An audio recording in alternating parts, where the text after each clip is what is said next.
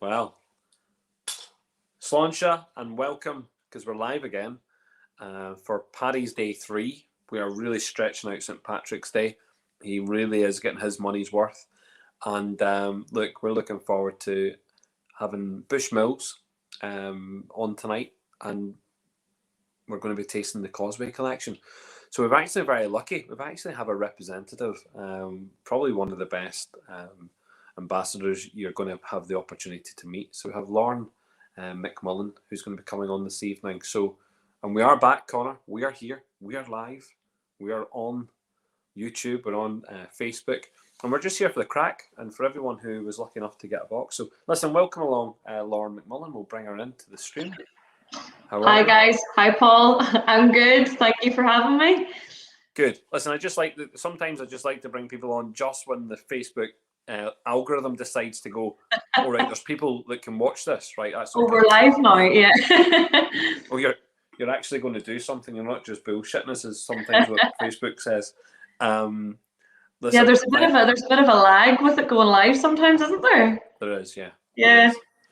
There is. Bushmills, indeed, Nicholas. People are very excited at this Bushmills tasting.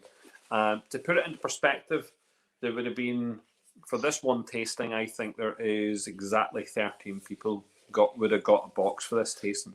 So you can imagine we opened 9 out of the 10 bottles so far that are available around the world. Mm-hmm. And obviously the one we kicked out of that was the UK one. And there's good reason for it. And I told Lauren the story about this, and I'm not going to repeat it because at the moment I don't think that's advisable. But look, we've got 9 bottles. We've cracked them open. We've shared them evenly. 50ml bottles, samples. And I think that everyone who got one, this is the first time. So Lauren, put this in perspective. This is the first time this set has been tasted collectively around the world. Yeah. Nice. So I think that's fact. Unless, I mean, it might have been done within the trade scenario, but I don't think it's been done to the public. Not to this extent, anyway. Yes. Not the amount, yeah. So we've got lots of people who are just saying hi. So here's Wayne. Hello, how are we? Hi Wayne, how are you? Mickey Donnelly's on. Nicholas is on. Yes, a lot of excitement with Bushmills.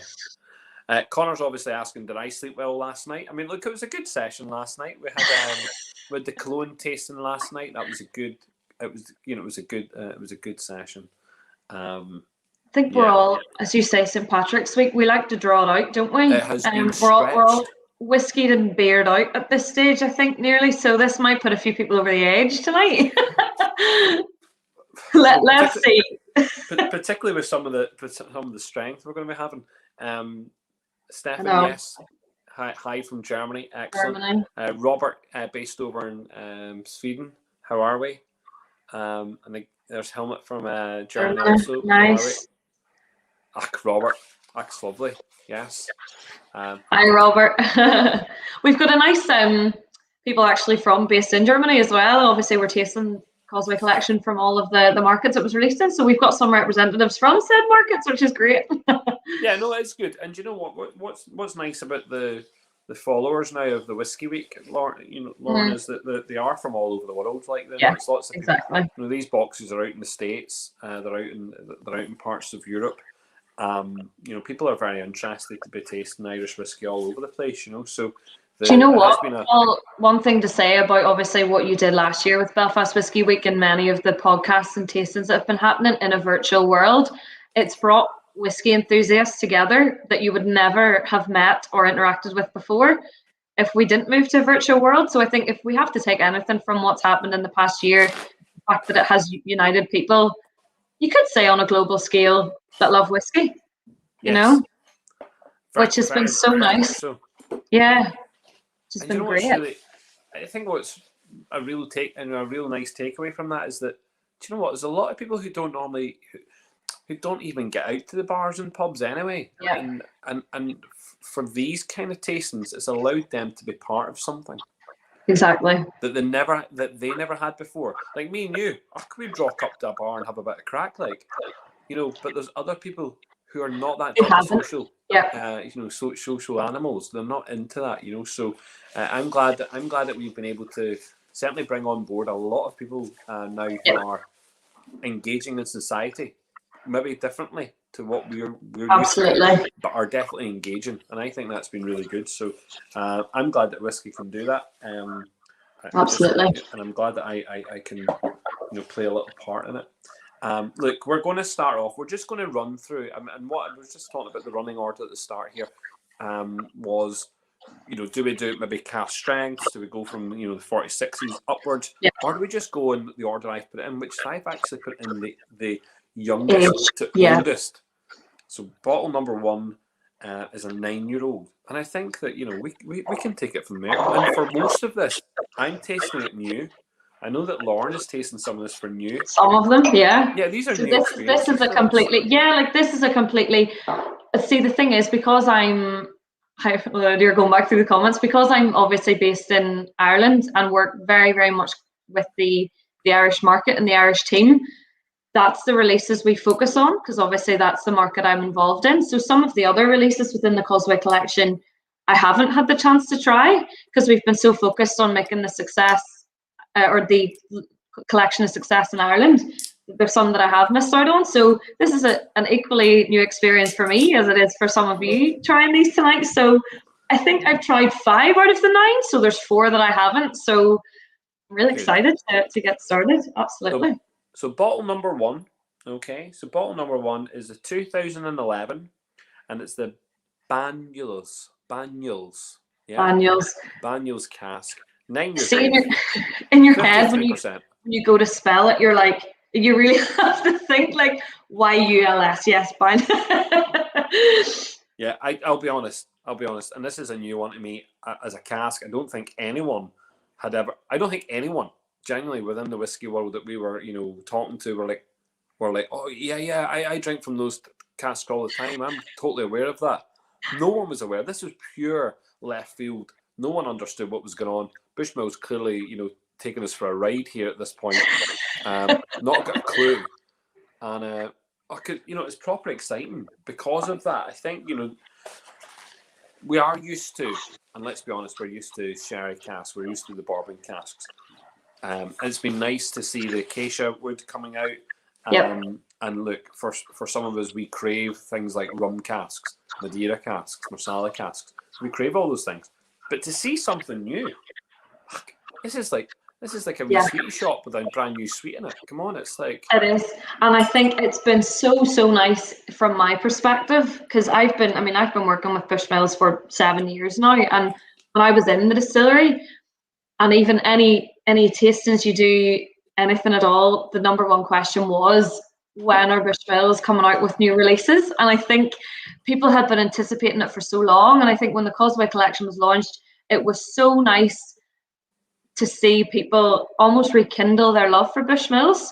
I think the Causeway collection really helped that, and obviously it's fantastic to have new releases, but it's also reignited everyone's love for the classics. Like, I've even found myself going back to the 16-year, the 10-year, like where it all started really, and you have to remind yourselves of the classics. So it's just been, the feedback's been incredible, and yourself, Paul, Bushmills, I think often we were viewed as a sleeping giant of the Bushmills, or of the Bushmills of the whiskey industry.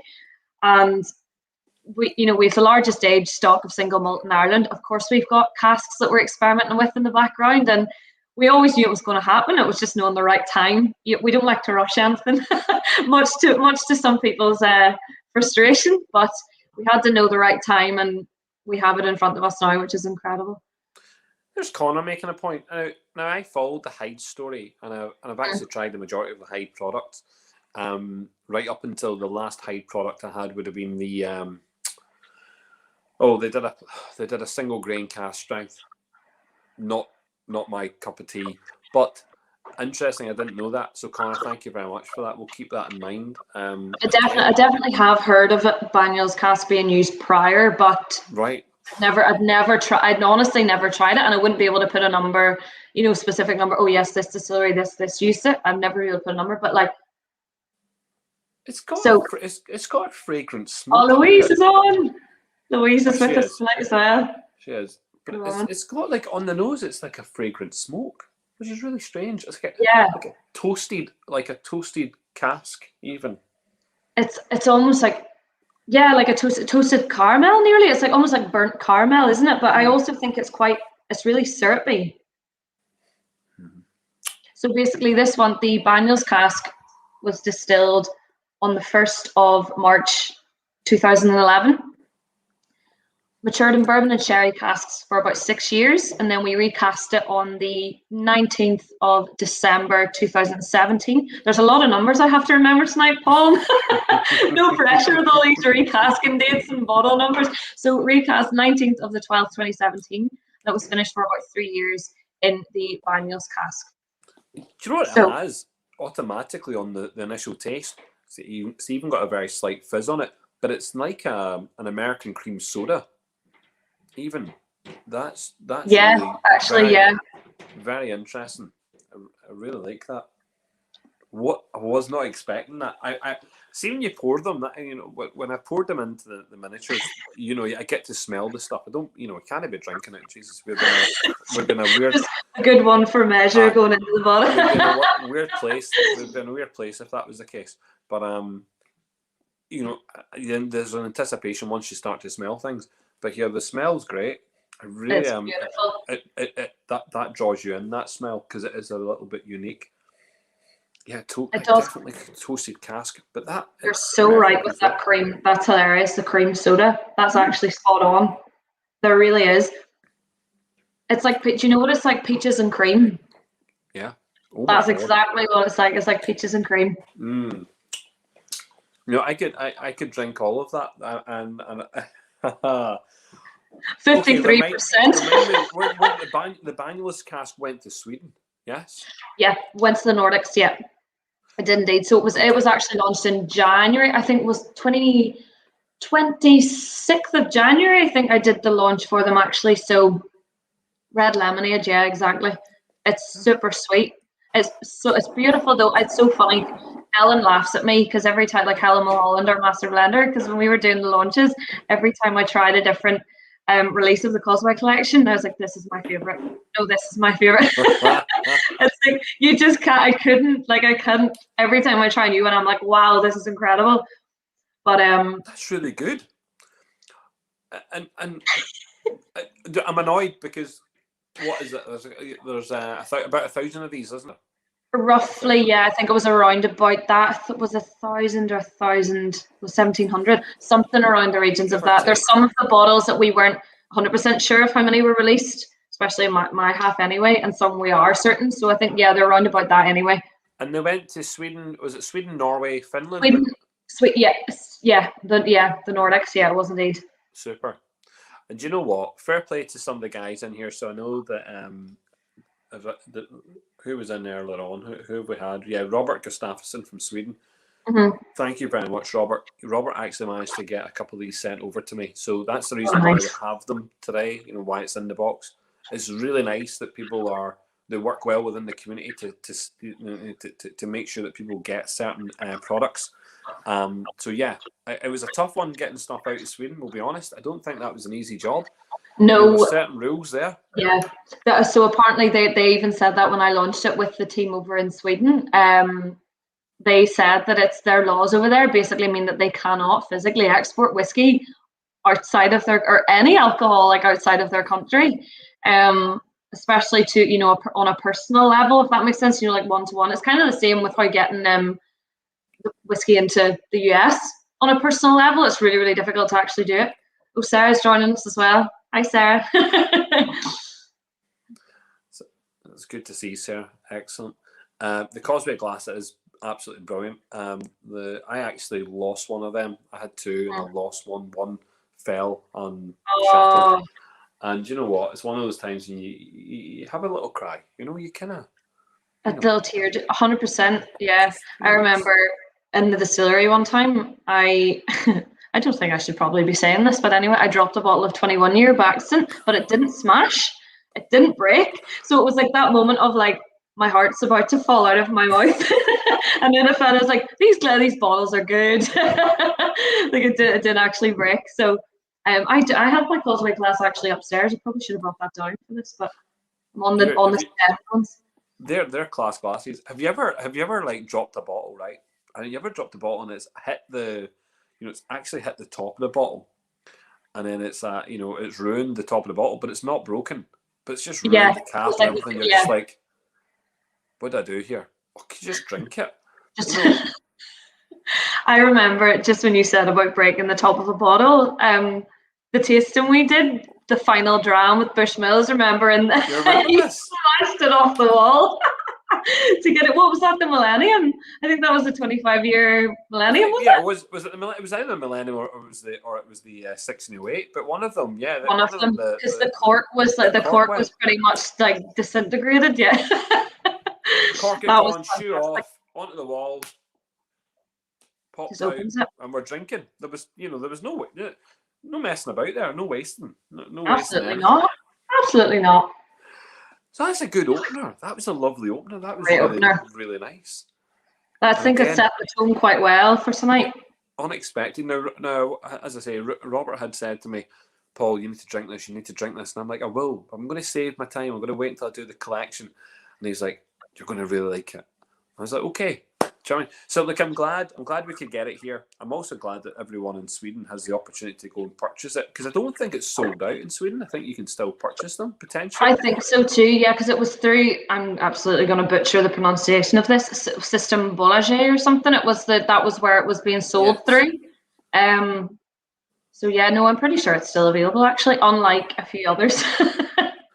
As we know. Like a few others, yeah. But certainly worth the money in Sweden to pay for it. And I know, like, I've been to Sweden, and even in Sweden, purchasing alcohol in Sweden is an expensive business. It's not a cheap thing. Yeah, they're spot on and try to stop alcoholics and drunks. They're really quite good. And well, no, it's about healthcare and everything else. Yeah, no, 100%. And you know what? I'm okay with that. And I'm okay with the price. I thought the price point was good on it, so well done there. Yeah, no, it's a good move and good choice of casking. I'll be interested to see more of that type of cask being used. More Banyos. Yeah, that's what we're getting from it. Yeah, and it's such a young whiskey as well. 9 years old. Is it better than the standard 10? Unfortunately, yes. Does it pack? Yeah, it definitely. It packs, as you say, like, for 9 years old. There's a lot of depth and there's a lot of layers to it. For sure, better than there's a lot of layers. But let's said that about the wee 10-year, Paul. That's terrible. No, but it is. I mean, we're just talking about a 53%. Like, for me, I love cask strength. I've always been about higher ABVs. I think that's going to be the making of Bushmills. I think Bushmills with higher ABVs, Jesus, could certainly start rocking every Scottish malt. And I already said that they already stand toe to toe. A 16-year-old Bushmill stands against most Scottish 16-year-olds. Yeah. So, like, to up the ante with the alcohol content, to lower the years in a cask. I mean, surely it's going to be cheaper. The least amount of time it's been spending in the casks. You know what I mean? And then get it put out there. So actually, exactly. That was a good move. I really liked that. I know. And that's the thing about the Causeway collection. I mean, everything's cask strength. And again, that's what people were crying out for, because you can, with a cask strength whiskey, as you know, you can mold it exactly how you like it. If you try, especially some of the higher ABVs, like, I mean, the Malaga, the 1995 Malaga 53.5, that is, it is fiery. It's not overpowering, but there's definitely, that it's cask strength, but if it is too much for someone, they can adapt it to their own palate. Whereas with a 40% ABV whiskey, you don't have that room for movement as much as you do with a cask strength. So no. Now you've not had number 2 yet. So number 2 is the 2010. Yes, I have not. This is cognac casking, 10 years old, 46%. Now I have, because I've done it in a couple of tastings already. I used this at Christmas time, and people got a taste of it at Christmas time. But out for the German market. Again, but a mass amount of these, a couple thousand of these out to Germany. Huge amount of this one. I think there's 5,280. Yeah, so quite a bit. Yeah, like a big. Yeah, there was a lot of these. Yeah, quite a bit. And do you know what? We didn't have any. Yes, this is the German one, 10 years old. cognac cask, 46%, Connor. And yes, no bad reports when we tasted this at Christmas time. In fact, I think I did it in a mystery box. I think people were like not even understanding what they're going to be drinking, and then they got this and they were like, "Oh right, this is Bushmills. Oh right, this is really good." It is really good though. Hear me out here. Don't call me mad when I say this. The nose is like drumsticks. Do you know Like the chicken drumsticks? No, not chicken. I was like, what? The sweet drumsticks. Oh, like a drumstick lollipop, Yeah. chewy lollipop. Yeah. Yes. That is literally the first thing that came into my mind. It is very sweet on the nose. It's really sweet. There is no doubt about that. And yes, it does have that kind of. Yeah, I can see where you're going with on the it's drumstick. like that proper nostalgic sweetness. Mm-hmm. Oh yeah. See, I really like this at Christmas time. I know Connor just said, yeah, Christmas tasting was great, but for me, it was a surprise. One, because I actually don't mind a cognac. I don't mind a cognac, but again, whiskey would be the go-to. But I think having a cognac casking finish, there's been a couple out there in the market. Lots of different brands have tried cognac casking finishes. Again, maybe not necessarily anything to write home about. So I was a wee bit concerned at 46%. What's going on here? But here, listen, this to me was an absolute out winner at Christmas time. This is my first taste, so let's see.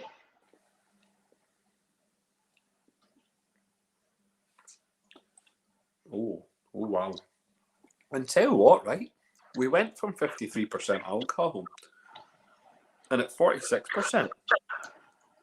Geez, there's a lot of alcohol in there. It feels like a lot of alcohol. Absolutely beautiful. That's mad. The transition from the sweet nose to the palate when Savory it's more palate? cinnamon. Yeah, it's like the cinnamon, like a real ripeness to it. I see what you mean. No, that definitely, even though it's a lower ABV, that feels higher on the palate. Doesn't it? Feels like there's a lot of alcohol on the tongue. Yeah. Yeah. Feels like there's a lot of alcohol. It's not as long as the finish. It does smell like drumsticks. Nice. I'm glad I'm not crazy. Like, that was the first thing that came into my head when I noticed that. Andrew, Andrew? we will be talking about the unicorn bottle later on. Okay, we will talk about it. I promise you. I knew this was coming. People are busting to talk about stuff. They really are. I know. It's so funny. It's like we launched 10 whiskies and everyone's like, "What's next? What are you doing? What's happening?" People just are so impatient. I mean, I know it's so fun. No, but I call it enthusiastic. Well, we've waited 100 years for a new Bushmills product. Well, this is true.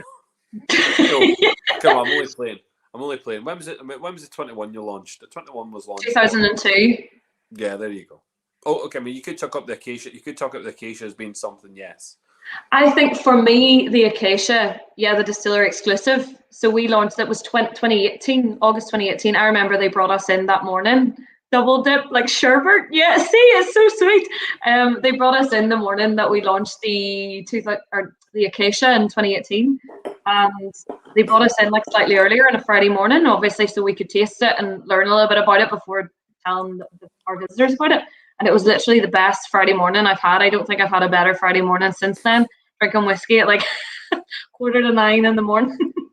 But that would have definitely the earliest I've ever drank whiskey. But that would have been very exciting. That acacia. It was, yeah. Yeah. It was. I feel like for me that the acacia was the start of what we're doing now. I feel like that was the start of the real experimentation and kind of like, hold on, there are things, being released here. That's Connor, so funny. Connor, that's the point exactly, and it does. It starts to be what we had in the first one there with the Banyuls was a very sweet, fizzy, and it was it kind of actually lingered a little bit longer on the tongue, but sweetness. This one then on the tongue starts to have a lot more spice, and it creates a lot more warmth, which automatically makes it feel like there's a lot more alcohol. Which is nice. I was saying to Lauren, and there's Stuart. Hello, Stuart. How are we? Hi, Stuart. How are you? Like, it's good to see Stuart coming in and for the banter. It's good to see him. Listen, I was talking to Lauren about these. I kept these when I took off the bottle tops. I kept them. I noticed there's a bit of a pattern, a little bit of a pattern, but it was the first time I've ever seen on a Bushmills bottle a bee, an actual bee on the top of the bottle.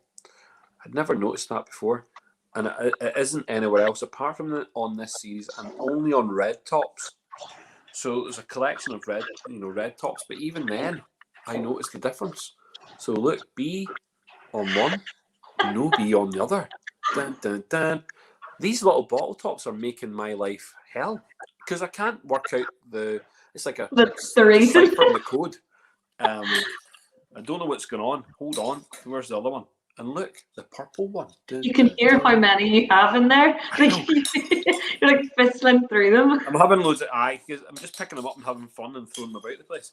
But, so the purple's beautiful. The purple was the Malaga. Absolutely gorgeous. That's my kind of colour. Yeah. Everyone knows purple's my favourite colour. Like that's it. I love it. I love purple. I love the bottles for the Causeway collection because obviously you had the little hexagonal Giant's Causeway stone. Of course, that's where part of the inspiration for the collection came from. And also the Helen's name, obviously Helen, our master blender, that was the first time her name has appeared on any of our bottles of whiskey. And apparently, she told me the first time a woman's name has ever been featured on a bottle of whiskey. Shut up. Yep. That's what she said to me. Lauren, you've now answered the question. I wondered why everyone was buying them and they were so expensive. Yeah. And why they became in the secondary market, they just went mental. It's actually because her name's on it. I didn't know her name's on it. Yeah. So if you look at a bottle, winner. Absolutely. So yeah, she said it was the first time apparently females' names ever been on a bottle of whiskey, which is incredible. Obviously, my God, Helen is such an asset to us, and she's been with us for nearly 30 years at the distillery. So some of the final whiskey that we try tonight, when you think about that, the 1990 the New American Oak, that would have been one of the first casks she laid down as master blender for Bushmills, which is she's only getting the recognition now. I know, unreal. Yeah, it's a real labor of love for her. It's like her whole career's work almost. No wonder she's inducted into the Hall of Fame. Exactly, she's brilliant. This cap here is not shiny, and is is that one? Well, it's not shiny. It's wax. So this what is one did that come from? This is from the 30-year-old. The 30-year-old has a wax seal. I've seen them launch so many of them that I've lost track of what the lids look like. Inside that. There we go. It's very interesting. Wax seal on the 30. That's like the cork for the blends or Blackbush. It's not shiny. Like the little top of the cork for Blackbush has that imprinted, the pot still. Well, I'm loving it. I'm loving keeping them. I love, Paul, how you have 9 cast strength single malt whiskies in front of you, and we're talking about the lids. Listen, last night not last night. The night before, we were talking about the X-Files, and we were talking about landing on the moon and loads of our crazy stuff. So when talking about, I love it. We go off tangent. It's about having a bit of crack and having a bit of whiskey. This is what we're here for. That's hilarious. So I love the fact you appreciate the full bottle and not just the product inside it. Yeah. Absolutely, they're beautiful. It really is, and there is a conversation about what is going on here. The design brief, there's a conversation all about that. I think that we're going to come to some of these questions, but I just want to pick here, Michael. Yes, indeed, spicy, and certainly lingers on the tongue. It does indeed. You're spot on. Robert's talking about the codes. So this is the Da Vinci Code. We're going to work out what's going on with the lids. The lids actually tell you what casks are coming next if you read them. You have to know how to decipher them. Don't even. Look, that's interesting. Mark's making a good point. So is Alex not on the sexton? Currently, no, her name isn't on the sexton. Right. And I think it should be because Alex is incredible. Alex is a great friend of mine. It's maybe something now. That's the thing about the sexton as well. We're obviously hoping to develop it as a brand, and that's definitely a plan that we obviously hope to develop on what the sexton currently is. So I would really love to think that her name would be incorporated on the bottle, absolutely, because the truth. Da Vinci Code Bushmills Lauren patch. said it. The truth is out there. You heard it here first. You have to go. You have to go and run them under St. Column's Rail, and that will reveal the next. You know, someone in the little Friends of Bushmills group on Facebook, someone That asked group is fantastic. I just sit in the background and just admire everything going on. Good crack, but someone was offering water from the well. I was like, yes. They're like, Water here, from come on St. up. Colum's Rail. Yeah, they're like, here, you come on up here, and we'll give you some of it. You know, we'll give you some, put it in the bottle for you. I was like, are you serious? I'm up for that. That's lovely. Thank you very much. I live 20 minutes from the distillery. Just give me a shout and I'll go and have a wee swim later on tonight. Well, maybe not tonight. After this, I'll have a wee swim tomorrow and get you some water. Thank you very much, Lauren. I saw somebody post. Was it someone posted the other day in it as well about the new mixed spirit? Yes. Yeah. Yes. What is that all about? Can that be purchased? No, you can't buy it. The one I have here sitting 84.2. This guy, so you can't purchase it, but if you ask nicely. That could be an you have to when you work there for 5 years, Paul. You know people, like you know a guy who knows a guy. You know. Listen, I hope you enjoyed that cognac. I really love that. I'm really love that. Can't believe that how the contrast. But obviously it's just flowing through the depth of the whiskey. It's the sweetness, the drumstick. Somebody said it like a sherbet almost, and then that fruitiness, the cinnamon on the finish. Beautiful. I can't wait for the 1992 cognac now after that one. Oh my god, I know. It'll be like putting a drumstick in a dip dab. Like intensified sweetness. No, that's an absolute beautiful whiskey.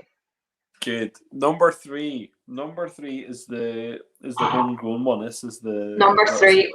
This is my baby. 2008 Muscatel, 12 years old, 56.4%. This is the one that unfortunately just went to all the off licenses. Then that was it. It didn't. I think this sold out within. I think it was a week. It took for it to completely disappear. Because no one really understood what happened. They kind of went, "Oh, right, yeah. Listen, we'll order some of these bottles, and we'll put them on the shelf." And then everyone asked their local off license, "Do you have one? Yeah, there you go. Do you have one? Yeah, there you go. Do you have one? No, I don't have any left." Yeah. Or all right. But do you know the thing was as well, and I think it's something to really think about, and I think it's very evident that people are really happy to open their bottles at the price point that the Muscatel was at, like 100 quid. Mm-hmm. For the whiskey that this is a phenomenal price. It really is. This is I know I was going to say, like, look at the color of that. Color stunning. I always describe this is like the color of our beautiful copper pot stills right here. It's exactly what that is. No, this is the jewel in my Causeway collection crown. I have to say, I am obsessed with this whiskey. Helen was laughing at me the first time I tried it because I just sat there in awe and I was just smelling it and nosing it. It is a stunner. So this was distilled I love this about the Muscatel as well. So it's distilled on the 21st of March 2008. It was matured for about 8 years in bourbon and sherry, recast on St. Patrick's Day. So the 17th of March 2016. Yeah, so really, really relevant to this week. So it was recast on St. Patrick's Day 2016 and finished for 4 years in Malaga. Now, another thing is, for the Causeway collection, we throw the word finish around quite a lot. But a finish in any normal scenario is usually, 6 to 9 months, maybe a little bit longer. These even finishes, less. Yeah, exactly. These finishes are 4 years. Some of them, obviously, the Malaga cask is 14 years. That's insane. That's almost the length of sometimes whiskies are matured on their own. It's just the finish is just incredible, and it really shows in obviously the finish as well. The thing about the Muscatel, we know that distillate, the Bushmills DNA, this guy right here, or what I call Baby Bush affectionately, our triple distilled single malt spirit. It's so floral, so fruity, and I feel like in the Muscatel, the Bushmills DNA is really shines through. Yeah, that was my face when I tried it. It just shines through so much in this one. It's just, my winner in the collection, hands down, so far anyway. I think here, and again, it's like eating a donut, or it's like eating a filled donut. It's like eating a donut. You've got that beautiful icing layer on the top. You bite in, and you've got that, kind of pastry, the donutiness, the doughy kind of feel in your mouth, and then all of a sudden, a burst of whatever's inside, like a jam or comes cream, through. and that's what this does. It is, yeah. That's what this does. This is the donuts of the whiskey world. That's absolutely brilliant, and people are coming up with some beautiful tasting notes for you. So Mickey's on the dark chocolate, toffee, dark fruits on the nose. Smells great. Of course it does. Caramel, dried mango. Yes, dried mango. There's mango in somebody here. when he said toffee there, it is literally like caramelized sugar. Even like a ripe. There's like a ripe mango even. Yeah. Like I get a ripe mango, but I mean I get what you're saying. The alcohol is perfect involved. Yeah, brilliant taste. Bottles 1454. Not enough. No, 1,454 bottles of this one, and this was exclusive to the Irish market. The Muscatel, but it's. I laughed at someone just when you said about the donut. A tasting I did a couple of weeks ago. Someone was like, "I want to bite it. Like I want to bite this whiskey. Like it's just so tasty." I mean, I'm not. I just want to chew it. Yes. But do you know what I mean? It links to what you say about the donut. There's so much flavour bursting through, and it's a good whiskey when you could happily nose it for 10 minutes without even tasting it. Like you could sit and just so happily just nose this. See, when you launched this, I was very, very. In fact, no, hold on. Before I talk about that, 2 seconds. I will just cry about something for a second. Just give me 1 second. And this is full disclosure. I says to Lauren, listen, Lauren, I'm going to do this tasting Causeway collection. We'd be lovely to have you involved. You know what I mean? And Lauren's like, oh, wow, yes, thank you so much. You're so kind, Paul. You're the kindest person I know. Thank you. I tell you what, in exchange, I'll give you a donut. I forgot to give you your donut. All I'm saying is I realised that. Donut, but when Lauren got 9 whiskies to taste. You should have reminded me. I'm just saying. At that point. See, Paul, when I saw you yesterday and I was on the way up the M2 back home, I was like, his donut's in the boot of my car. And I forgot about it. It's in my house now. By the next time I see you, it might be a little... You eat it for me.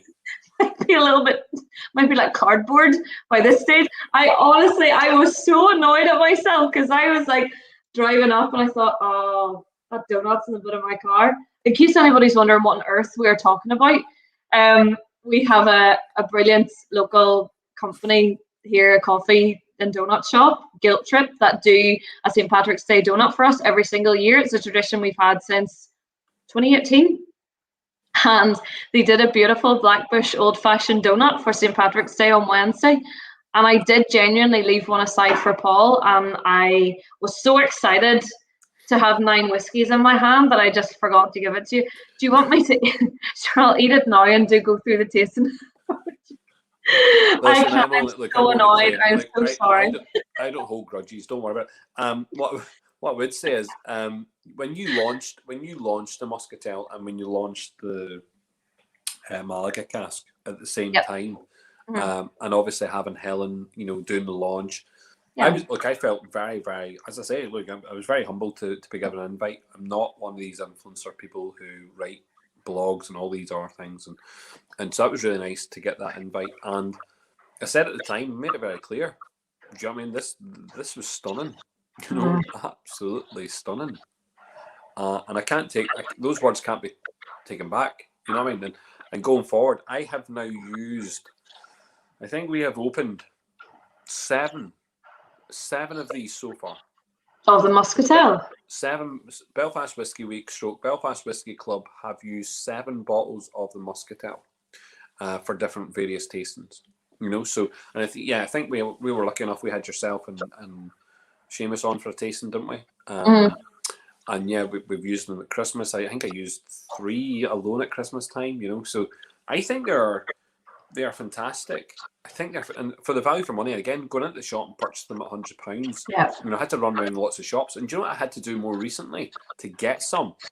I had to go to shops that had the 1995 Malaga, and they only sold as a pair. So I had to buy. Oh, really? So I had to buy them both. It's just to get. So I'm paying for the Muscatel. pair. I'm literally just paying £750, give or take. You know what I mean?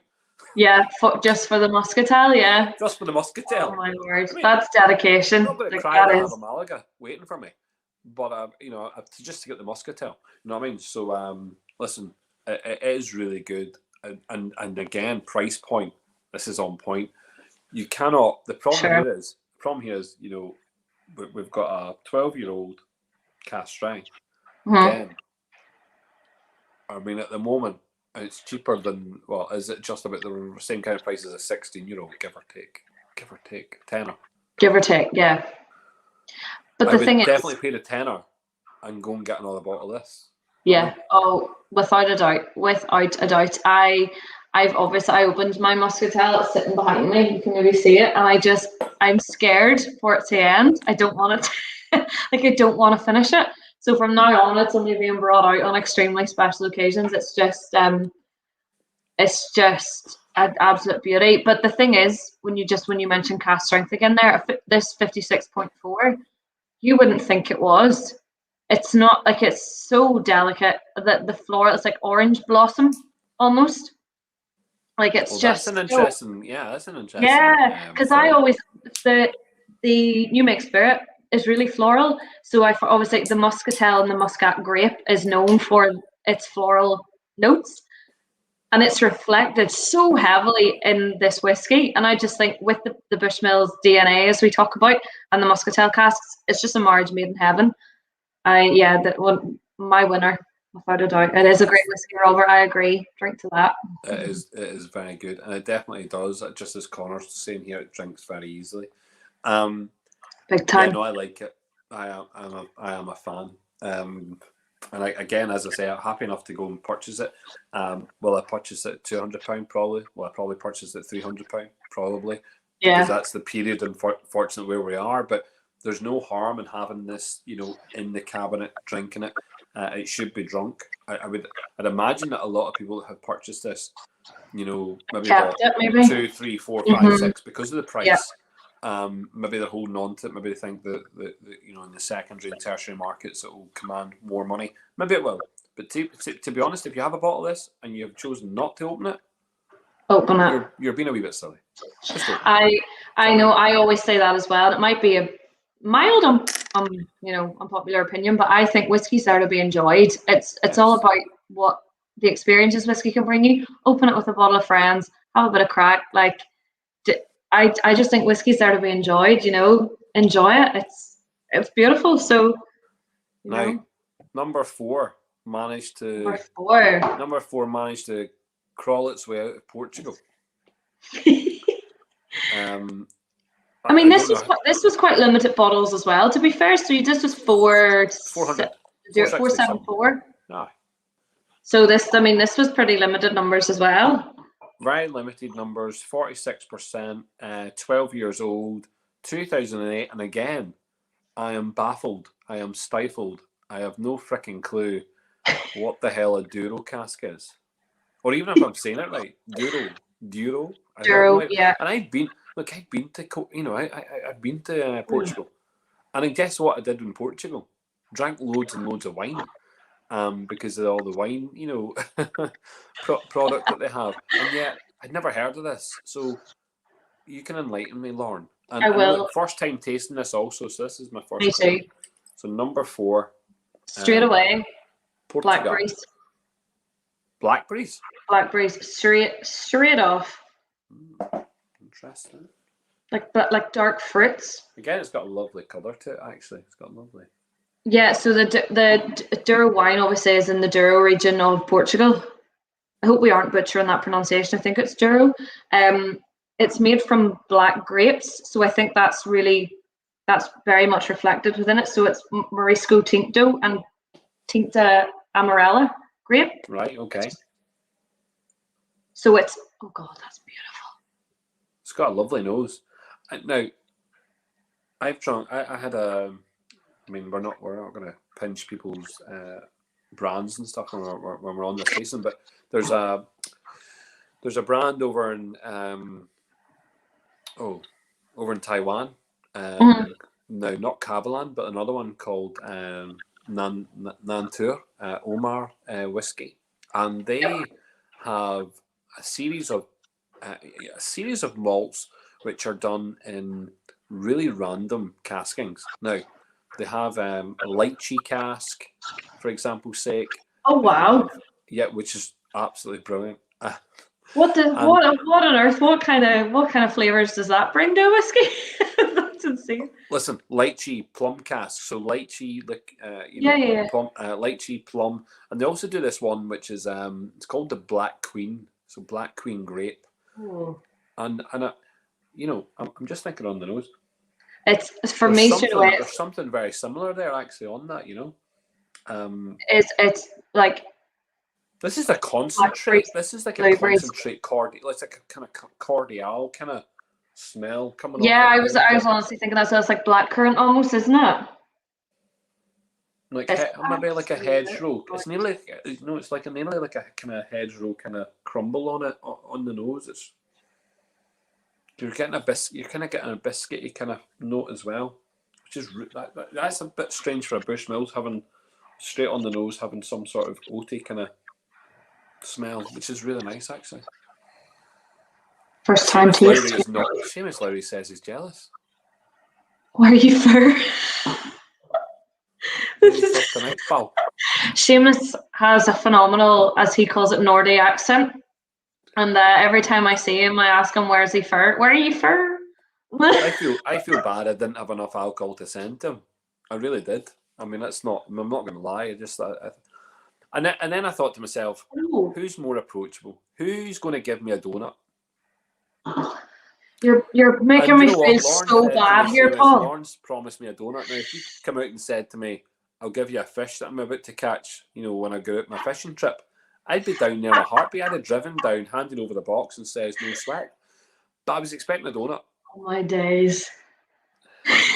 You're making me feel so bad. It's literally sitting over there. So if you want, after 9 whiskies, I will talk you through the flavor profile of a Blackbush donut. If that's what you want. Yes, that's exactly what I want. I don't know that. Only tough love. Seamus. Only tough love. I hope you've tried this Durocas, because actually that smell is absolutely superb. That's a stunner. Mm. Sorry, I was too busy laughing at Seamus there to actually appreciate what flavours I got there. Oh no, that's good. Oh, people are giving me donuts. Cheers, Clay. Look at that, eh? Boom. Donut. Yeah, look at this. Yeah, pink tinge on it. It does have a pink tinge. Yes, it does actually have a pink tinge on it. It's actually a little bit. It's quite peppery. Yeah, the ABV is 46%. I think someone's pointing that out for them. How many bottles? 474, give or take. 474 of this one, yeah. So 474, and he knows a guy in Dunkin' Donuts. Do you know what? I really like Krispy Kremes. Krispy Kreme's donuts are great, though. Yeah, they really are, to be fair. There's a 24-hour Krispy Kreme donut place in Glasgow. Now, obviously, I'm not sure if lockdown shut that up, but it definitely was absolutely brilliant, we've gone down a whole different alleyway of donuts. Have you ever been to Tim Hortons? Have you been to Tim Hortons? Tim Hortons is great. There's now one up by me. There's one close to Coleraine, in Coleraine now, which is about half an hour from me. Yeah. I don't know if it's 24-hour though, but there's definitely a drive-through. It's nice. It's nice. Yeah, I think it's they do these lovely wee filled donuts. I don't mind that, Oh, the little Timbits. The wee Timbits. Yeah, the little Timbits. Yeah. So cute, cute little donuts. The next whiskey is going to be like, I'm getting chocolate donuts around. But that's a nice little whiskey. I would definitely prefer the cognac. You know what's interesting about it? The smells are absolutely deep, concentrated. And then we've got this, as I say, kind of oatiness going on it. But actually, then on the tongue, it has a layer of creaminess, but it's not creamy enough to stay long enough. It's actually quite short-lived. So kind of dies out a little bit quicker than I would assumed it was going to. But those flavors, those initial flavors on the tip of the tongue, really nice. There's a slight spice on it, like a really, really nice, like sweet spice, which I get. As Connor said there, the wine tannins, that's exactly where that's kind of dry, the spiciness, pepperiness. He's talking about that, which is the pepperiness. I actually get a sweet. There's more of a sweet kind of spice that I get at the very start of the mouth. God love Seamus. Now he's crying. Aye, it is a whiskey show, which is all about the love of donuts. Whiskey donuts. Steve McGuinness, look, I'll be next time I'm down with you, I'll 100% bring you a donut. Don't worry about that.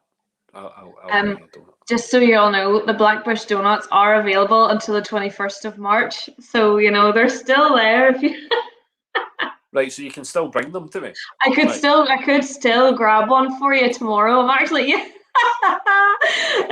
you're breaking my heart here, Paul. I feel bad. I'm only playing. You should have reminded me. I genuinely was up the M2 and I thought his donuts in the back of my car, and I've got all these whiskeys beside me. No Tim Hortons in the USA. Oh, really? Yeah, well, it's a Canadian. I know it's Canadian, but I'm surprised it's not in the US. There you are. Yeah, no, it's a bit like it's a bit like Coca-Cola. You don't get Coke in Scotland, only Iron Brew. No, it's a joke. But Iron Brew. Is there not only something like one or like a handful of countries in the world that Coke isn't in? I remember somebody telling me this. It's pretty much in it. Coca-Cola. It's pretty much in every. I know what you meant. Hold on. You laughed. I think there's a reason it's banned from I cannot remember which country. If anybody knows that, by the way, please do tell me, because that's probably going to annoy me. There's a country that Coca-Cola is banned in for some reason. There's a couple of countries like that had I watched the program. Now it might have been Pepsi that they banned because it's like a competition, and they put out like £1 million competition thing, right?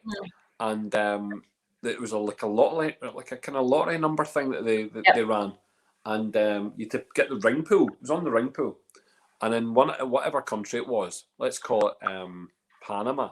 I'm probably making that up, but it sounded about right. Yeah. But they pulled out the lotto, and everybody had the same freaking number. Everyone went mental. Give me my money. And they everybody wanted £1 million. Everyone went to the head offices of Pepsi, or it might have been Coke, but Pepsi or Coke, and absolutely went mental. So I don't know what Cuba potentially. Yes, there you go. That rings a bell. Actually, that does ring a bell. There's definitely like one big country that it's banned from. There we are. This is. I agree with Michael. It is hard to follow after the Muscatel. Yes. Seamus is probably sitting laughing and rolling his eyes at me because I never shut up about the Muscatel. and Connor, that's an interesting point. Could it have been slightly more alcoholic? But I think actually what we get here is a really nice, well-rounded product. Slightly, slow.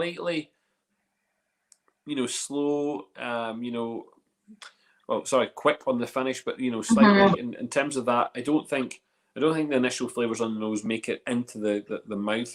Different flavors on the mouth, and again, maybe more alcohol, but I'm not going to cry. I think 46% is okay. Yeah, but as you say, I think after the Muscatel, there's always going to be a little bit of a drop down. It's lovely. As I said straight away, it's dark berries for sure. It's a beautiful, beautiful nose. But here we are. And interesting that it went to Portugal, and I think there's been a big drive there by Bushmills with the kind of, there's a wee Portuguese whiskey club and stuff that have got themselves involved, haven't they? Bushmills have kind of run a few competitions there in Portugal to get people interested, which is lovely. So it's nice to see it going there. couple of interesting points coming up here. Up the brew, yes, of course. Up the Iron Brew. Krispy Kreme and Dunkin' Donuts, yes. Krispy Kreme. Connor's saying I'm keeping the bottle tops, obviously to win the £1 million Bushmills prize. Yeah, I get that. As I said, activate them, India. Coke was banned in India. Cuba, thanks, Stephen. Cuba, North Korea. There we go. Coke up, both Coke and Pepsi. Thank you. They'll ban Coke and Pepsi in India, but they won't ban frickin' illicit whiskey being made. That's okay. Or what is it? Blacker Johnny Walker, not black, but it's blacker Johnny Walker. Johnny with a Johnny with a double NY. Full fat Iron Brew. I know you can't get it anymore. Don't make me. That does make me sad. Oh, was this when all the sugar was reduced in all of the drinks? Yeah, they've reduced all the sugar, and you're just like, what was the point in that? Why? Look, it's exactly the same. Like the look, it tastes awful now. It never did me any harm. No, I mean, who knows? I'm only joking. Who knows? How have we gone from beautiful Muscatel to donuts to Coke to full fat Iron Brew? See, I don't know. This is your fault, Paul. This is you. It's not me. We're in the position of having fun. I think if we were taking exactly, I think if Proximo were saying to Paul, listen, we have to have a serious Causeway collection tasting, and here's £1 million to do it. We'd be flat, wouldn't we? We'd be like, so this was drinking the Muscatel, and the Muscatel has that whiff of, and we would have gone through all the just hammered through it tasting notes. And what we're doing is actually having a bit of banter with someone who's, as I say, one of the best ambassadors for Bushmills that you're going to see for a long time. Thank you, Paul. So, listen, if I had Seamus on, I'd say the exact same about him. I really do think that Seamus knows I really like him, so he knows that. Anyway, that's just a personal thing. I think he's great. Me and Seamus are a double act, which we're going to take on the road when lockdown lifts. Was it Sonny and Cher? Yeah, that's it. That's who we are. That's who we are. Becomes it. No, but I'm the same as you. Sugary drinks never did me any harm. I'm the same as you, Paul. I remember someone telling me back when I started in the distillery, they were like, always talk to people like they're your friends, because people appreciate that more, and I think people learn more when you chat to them rather than trying to be all serious and hammer home messages and things like that. I just think just talk to people like you're having a white whiskey and a pint with them, Yeah. Which is and look, and a bit of fun. You're kind of in a different scenario. You know what I mean? Yeah. This is different for you. You're not being asked to present. You're being asked to enjoy a whiskey, and I think that there's a difference here.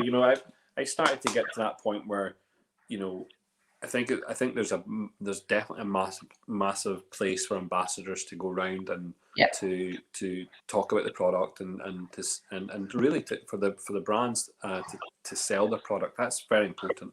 But I think there's also a time to respect and actually appreciate the brand ambassador and give them their due as well. So I think I've made that clear in the last year. I trying to bring people on so they can enjoy themselves as much as us. Exactly. And I said earlier, actually, I had a masterclass with Tesco earlier, actually, over in the UK, and I was saying the one thing about a virtual world and all tastings being done online now is I can actually drink the whiskey, because every tasting I do, I drive, so I'm just nosing it, and I can't really enjoy it, which has been so nice to just sit in my kitchen, have a bit of crack, have a laugh, and actually properly enjoy the whiskey. I'm on the right side of it this time. Yes, I mean, because the last tasting of it, so it was the last tasting of Belfast Whisky Week 2019. Yeah, I know you were having to drive back up the road. I know. I was literally sipping. I think I tried. Yeah, I think it was the two I did have a sip of was the 1608 anniversary, because it is a stunner, and the Millennium. So that was only like the second time I tried the Millennium or something.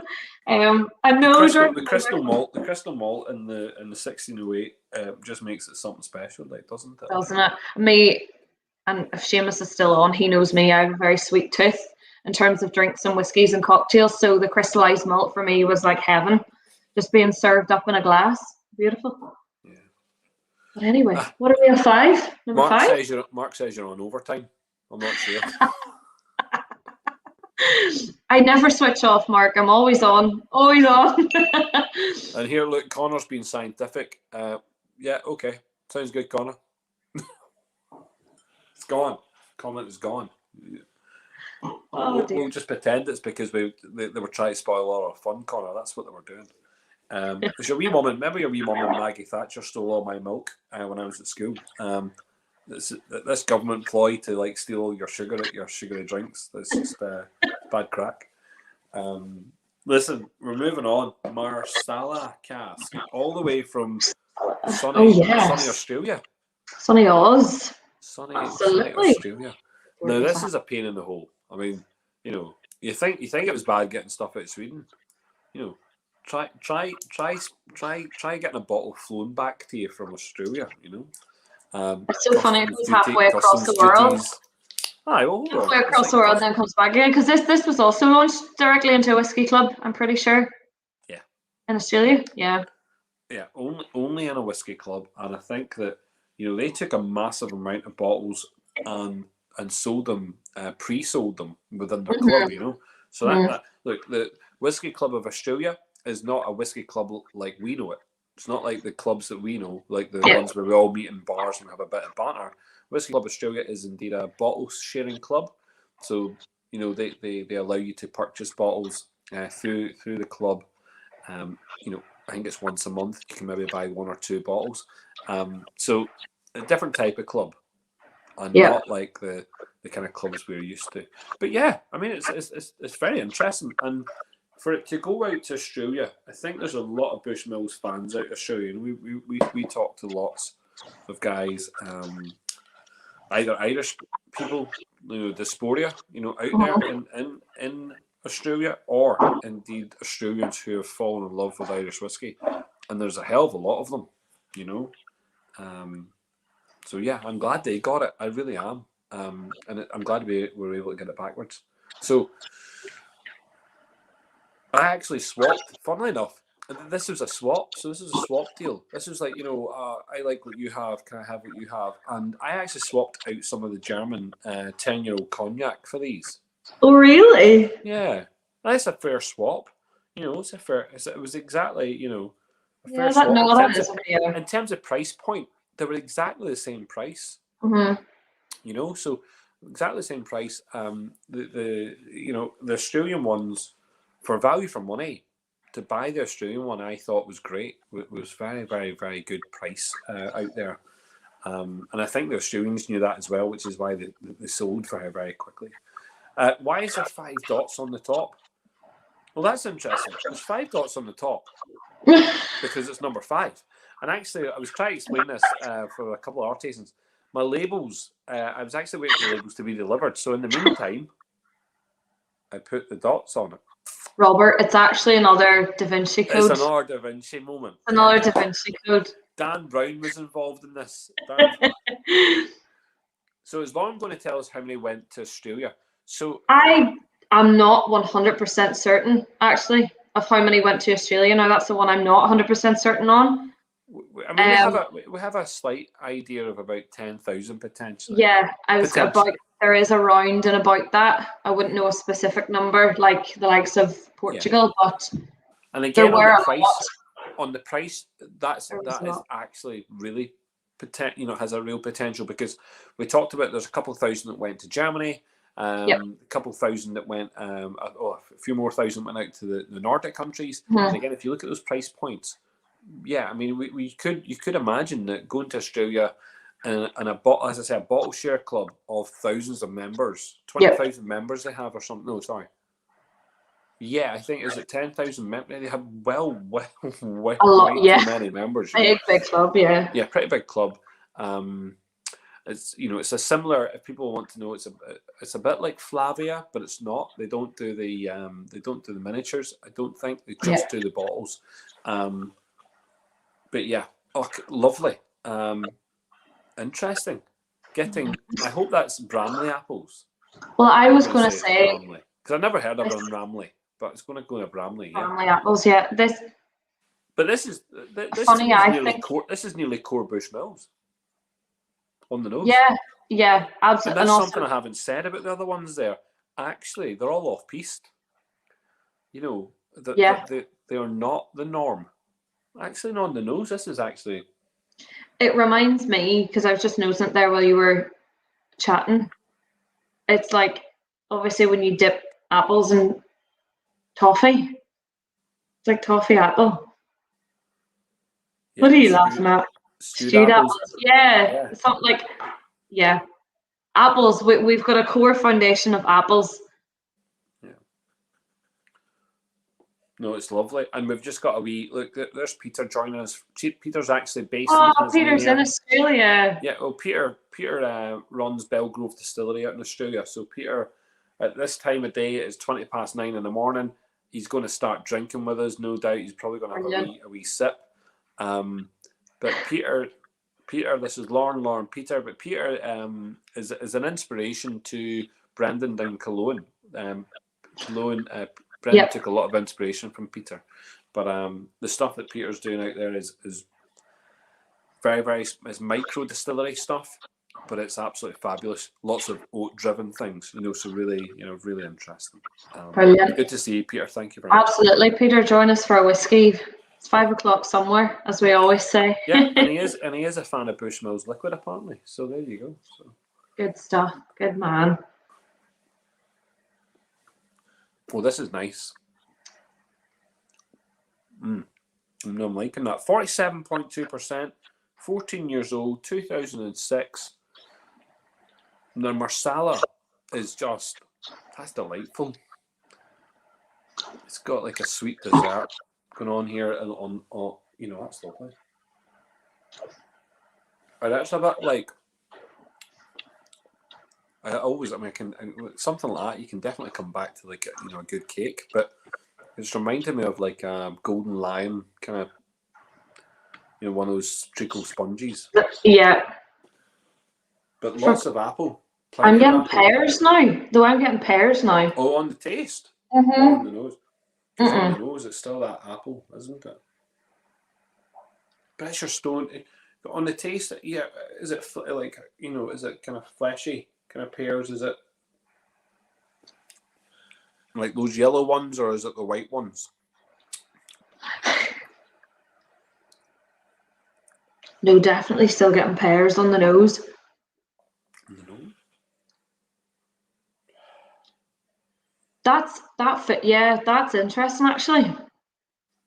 It's so funny how that the ABV of the Marsala is lower than the Muscatel, but yet there's so much more heat.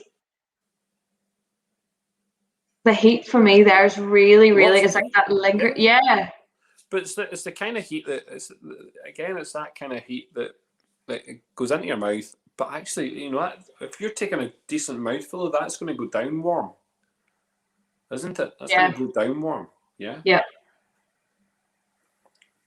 Yeah, I do like that. This is the first time trying that one as well. Actually, I think I prefer the Douro actually to that one, to the Marsala. Yeah, I think I prefer the Douro. What do you think? But what's that? What's Connor saying? Very dry palate compared to the sweetness on the nose. I don't know. We can't make that out. But yes, heat.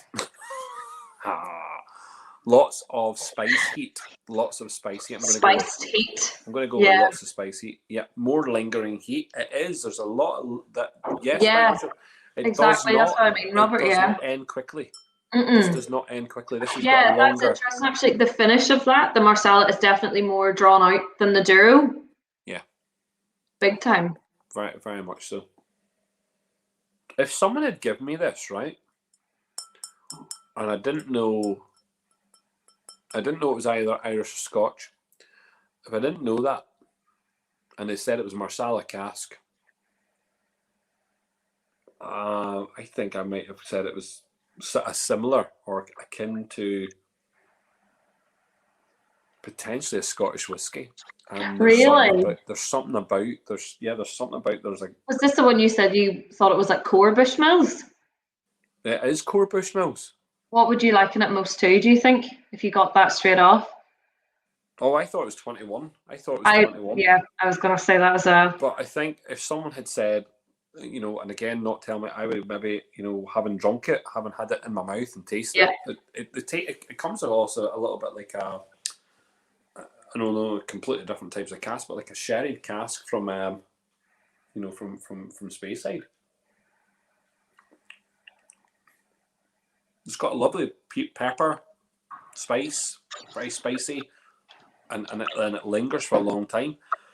I think I'd been super confused in a blind tasting with that. Like, I'm glad I got the nose and where I think it was just now. But I mean, again, obviously I know it's Bushmills, but I think that's so far they're all off piece. This one comes back and gives you what you maybe expect from Bushmills. Do you know what I mean? Which is really nice. That's comforting. Yeah. Again, very disappointed that to get it back from Australia. I'm very happy for the Australians. Not to deny that. I'm really happy for them. But to get it back was a bugger, like absolute bugger. I know there's a lot of people crying over it, not getting it backwards. Oh, really? Yeah.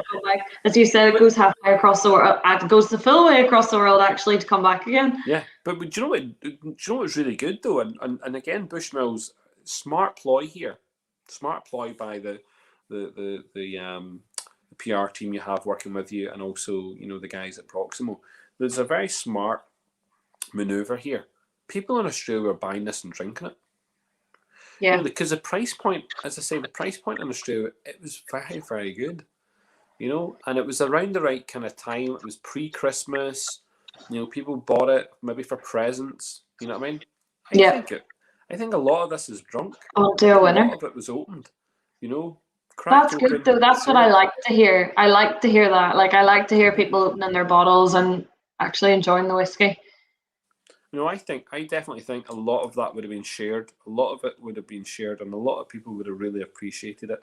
And I think, I'm hoping now, as I say, in the secondary market here, unfortunately for people, it is commanding a price point nearly tenfold that what it was originally paid for. Now, or even more than that, I think at some points. But yeah, it's kind of propped itself up as being one of the. And again, only because it's having to travel backwards, very difficult to get here. So the amount of bottles that have reached our shores, I'd maybe put it at maybe about 30 or 40. Not that many. Really? Yeah, not that many coming back. And I think that that's kind of pushed the secondary and tertiary price points. Sought after, very, very sought after, and very, very good. Sure, why not? But probably the first time, I doubt very many people in here, for most of the people in here who are tasting this, I doubt very much they've cracked open these bottles because actually, first time. They're maybe either keeping them, I know one person, I really liked the story, and it was actually to do with this bottle. So I'm not going to name names, but they'll know who I'm talking about. And I had to go and drop off 2 bottles of this whiskey, and they paid X for it. I'm not going to say how much they paid for it, but it was 2 bottles of this whiskey. And I was like, what are you doing with, why are you taking 2 bottles? Just out of curiosity, like. And the person said to me, do you know what?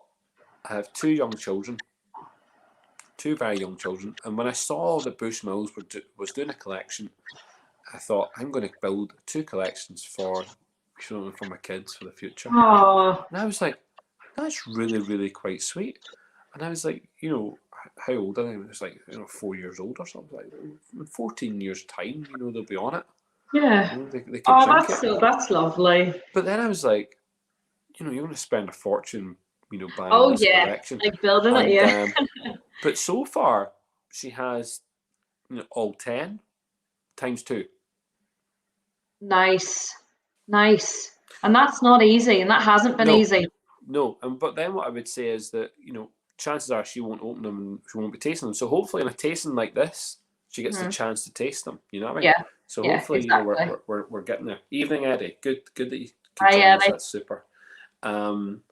Yeah, I look. There's a lot of people who I think are very thankful for the tasting tonight. You know, when I've been speaking to people and they've that's what I been was going to messaging me, say. and they're saying, "Listen, Paul, thank you," because actually I would, Yeah. you know, the wife would shoot me if I opened that bottle because I told her how much I spent on it and that kind of thing. You know, so we made this accessible. We pitched it at an RRP, you know, of the recommended price or the price at retail that those bottles went out at, and we just divided it. But I think I don't think this can be done in the future, because if someone does this in the future, they're going to charge maybe double the amount. You know, they're probably, you know, they're going. I think it's lovely, as you say. It's giving people a chance, if they maybe don't want to open their bottles, they can still try it, which is fantastic. As we say, and we're all drinking it together, which is even better. I was deciding about number 6 now. On number 6, I actually ran out of.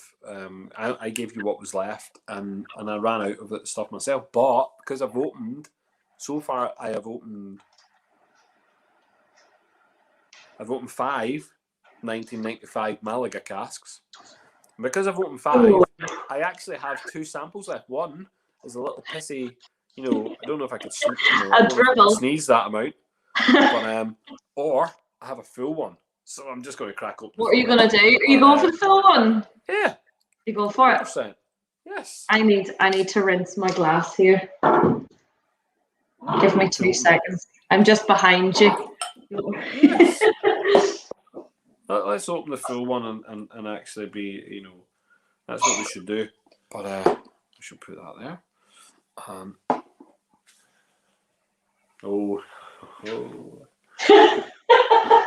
That excitement. No, do you know what? Right, a lot of people when they said, "All right, we've got 2 Irish ones. We've got the, you know, we've got the Muscatel and we've got the Malaga, and like the Muscatel was like so cheap, and then the Malaga was so expensive." And they're like, "Oh yeah, just get loads of the Muscatel because that's so cheap." I was like, "Listen, lads, you're missing the point here. You know, the Malaga is just unreal. The Malaga. Now, I know all about the Muscatel. Not gonna criticise it because I can't, because I really like it also. But I think I mentioned it quite clearly. The Malaga cask is a beast. It is a beast.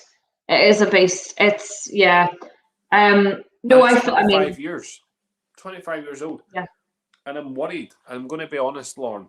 In 2 drinks' time, we're going to try it at 28 years. And I'm worried if that will be better. Because this is really, really good. This to me is very good. You do love this. I know you do. I want every Bushmills whiskey to be like this. To be robust. To be sound. To not have a flaw. There isn't a flaw in this. You know, if I really want someone to come on here and say there's something wrong with it, because this to me is what an old whiskey should taste like. Yeah. And it actually, Malaga casks. This takes us back to the 1800s. This just takes us back to the early 1900s. You know, it takes us back to that period in time where, you know, distilleries were using casks coming in off ships. You know, bourbon didn't exist, or bourbon is wasn't as widely used as it is. Yeah. We're looking at rum casks. We're looking at Malaga casks. We're looking at all these different types of caskings that are going on, and and thankfully, people like Finn O'Connor have shown us the light and have been able to, you know, find resources that talk about the types of casks being used, and I think that, you know, that this is unique. I mean, this is unique. I mean, there ain't nothing like this in the Bushmills board. You know what I mean? No, and there's a lot of people. Yeah, there's a lot of people who said at the end of last year that this was their whiskey for 2020.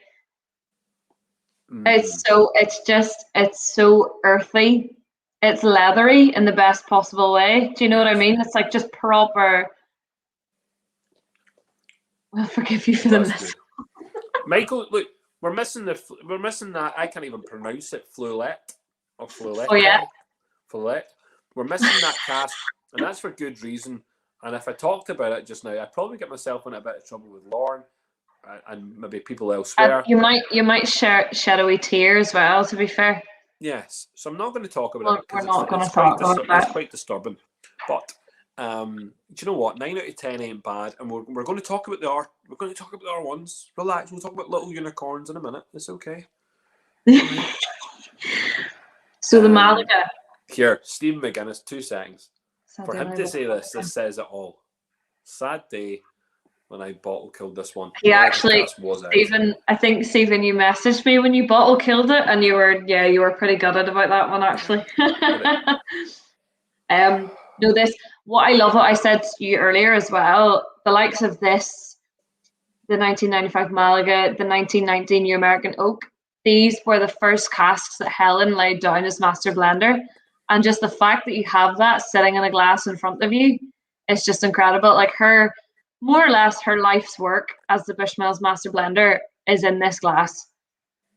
And I just think that alone makes it special, never mind anything else. So 1995 Malaga, distilled 22nd of November 1995, 11 years matured in bourbon and sherry, recast, and then finished for an ridiculous 14 years in Malaga. 14. Real amount of time in insane the Malaga amount cask. of time in Malaga. Insane. The cask strength at 53.5%. There's a nostalgic note to this. There is. There's a nostalgic note, and it is like it is really bringing me back to. It actually brings me back to my youth, and look, I'm 1981, yeah, and that takes me to my early teens, 14 years old, and it takes me to a point when I would have been, going on hot summer holidays, but not abroad. I mean, we were lucky enough to do it. I mean, we were gone, as local as we could have done, maybe up to the Highlands in Scotland, or if you weren't going to the Highlands in Scotland, you were maybe heading on down to the likes of Blackpool or something. But it's nostalgic in that respect. There's some notes in here, particularly on the nose. I actually get sandy grain, which is a really, that kind of seasidey note on it, which I think is absolutely unique. There's nothing like that in the Bushmills range at the moment. That is very special. The old leather, at school at the age of 14, I had to wear some funky clothes. I'll be frank, right? Not I mean, but I had to wear these little leather shoes, suede leather shoes and stuff. My God, this really does just encapsulate your youth, doesn't it? Yeah, and I think there's a lot to it. I think there's a hell of a lot to this, even on the nose. I mean, you could spend a lot longer deciphering every part of this. The wood itself, sometimes you worry, and I'm going to say this about Bushmills and a criticism about the Millennium was that although the Millennium is a good whiskey, we could suggest that the Millennium is overworked a little bit, and it's left in the wood a little bit longer than maybe it should have done. Yep. And I think a worry here would be that this would have happened here also. Yeah. We couldn't be further from that. Yeah.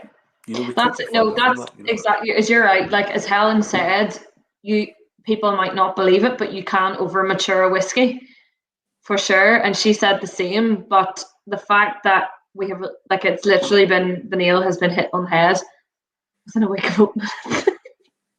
It is leathery. Leathery in the best way. Yeah, pure leather in the best way. This is simply amazing. Oh God. It is so buttery. Yeah, it is so buttery, so creamy, velvety. It's like melted butter on a crumpet, even not toast, like on a sweet crumpet, and it's that's lovely. Oh, that's really, really nice. I love that real earthy undertone.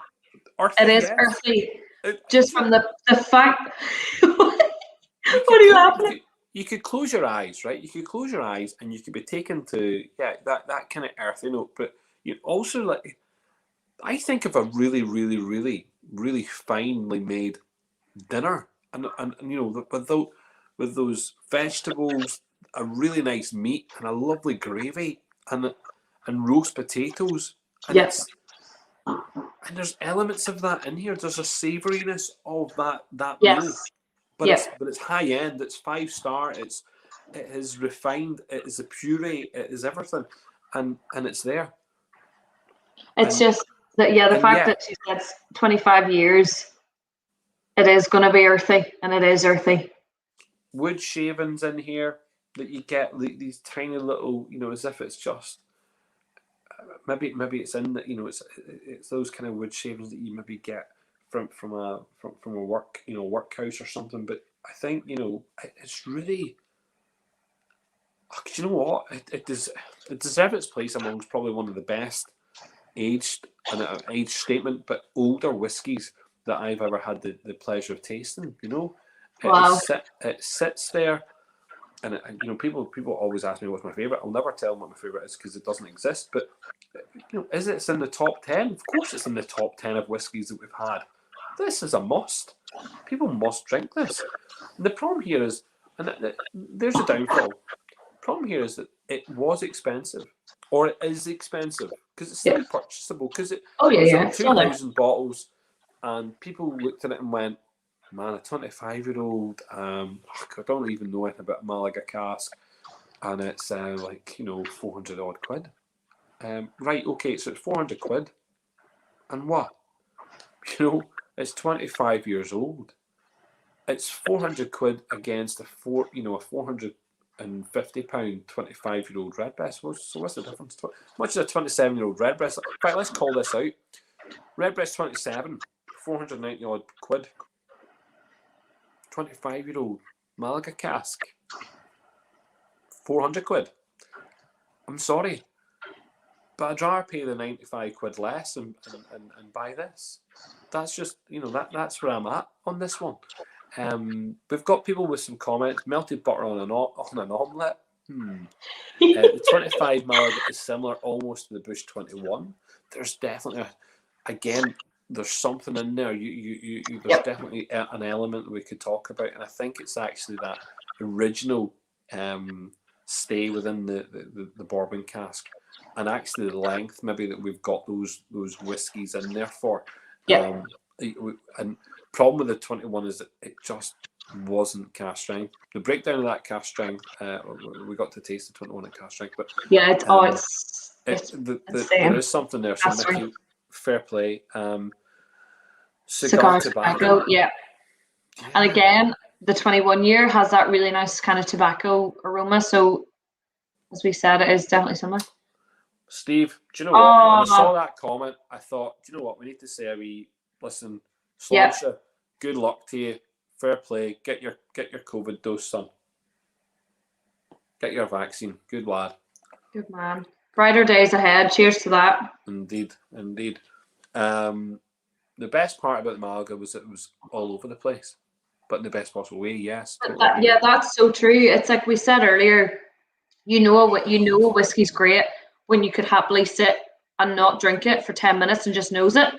And it is there is so much going on with it, but it's still really well rounded. What? It's got the peach again.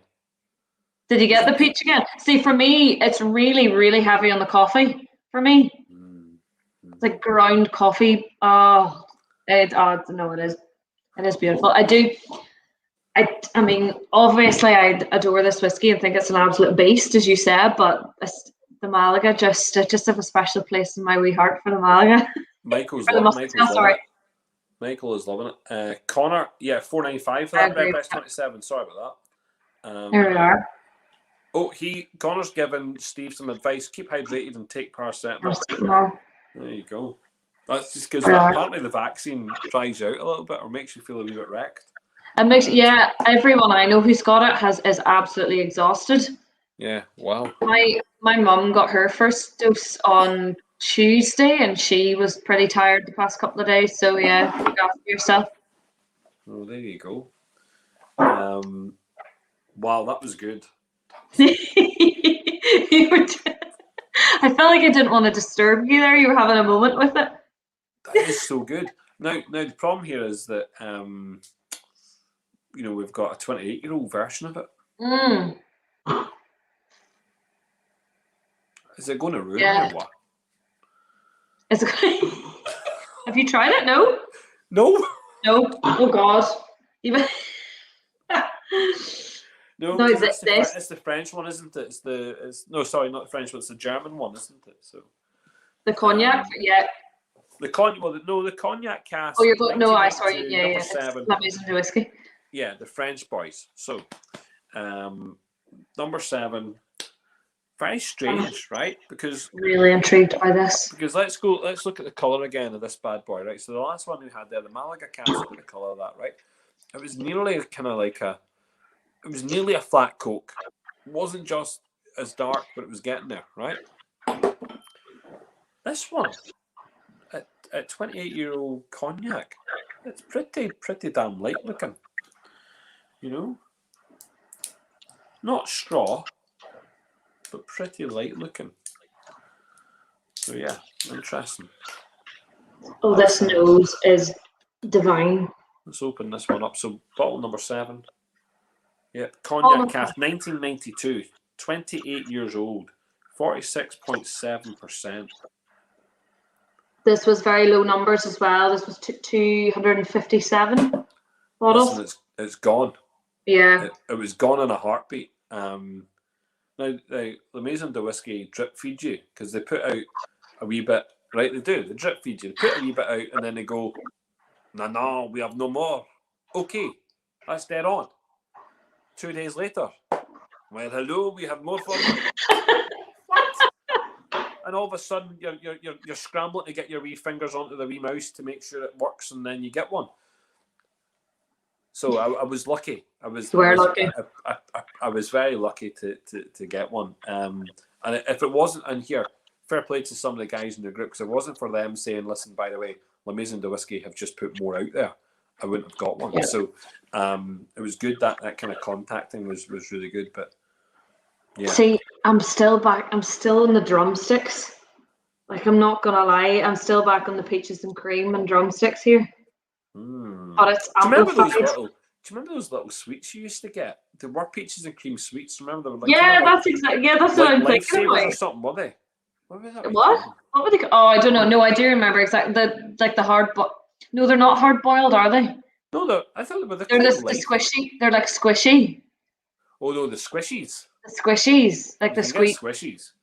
Squishies. But I was actually thinking there was a hard boiled sweet. I thought it was called a lifesaver. Oh, I don't know. I think there was hard boiled peaches and cream as well. There's definitely rhubarb and custard. There's rhubarb and custard hard boiled ones, but no. Oh God, this is beautiful. This is nice, isn't it? This is nice. Let me just. There's a couple of people saying stuff here. Oh, Connor, I think is that about the previous one? That would have been about is that about the Malaga? Mm. Yeah, he's talking probably about Malaga. Was, yeah, the Malaga. Says, Whiskey Jason, who I do know has actually come out and said this, Malaga is the best ever he's had. That's a big statement. That is a big statement. That's a big statement. I told you it's up there with, it's at the moment it's in my top 10 because I can pick on it, right? Yeah, I love it. Wow. Cognac cask is impressive. My favourite from all the range. There you go, Val. Val, good. Val, your pictures are stunning. Have you seen Val's pictures? Oh yeah. No, his photos are incredible. Pictures are class. Unbelievable. No, I follow him on Instagram. I always appreciate the tags and all the beautiful photos. Cheers, Val. But no, this is. I'm really impressed by the cognac casks actually. Well, I'm going back to the our cognac cask for a second. Oh, I finished mine because I loved it so much. So mine's away. Oh no, I had to give a wee bit just for a bit of comparison. No, mine's away. I'll smell it. Just a slight comparison there, but okay, actually similar notes, which is interesting because very similar. I was kind of worried about the age difference here. 14 years of a difference here. Yep. I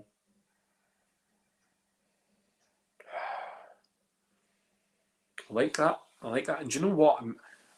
Difference here between even just going back to the Malaga, it doesn't, and this is older by 3 years, it doesn't come across as being on the nose, because I've not tasted it yet, it doesn't come across older.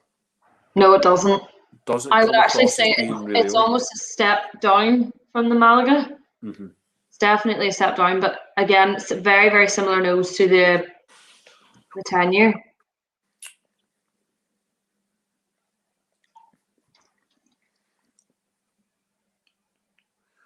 Oh wow! Why have we got lime in here? Like lime, citrus. That was strange.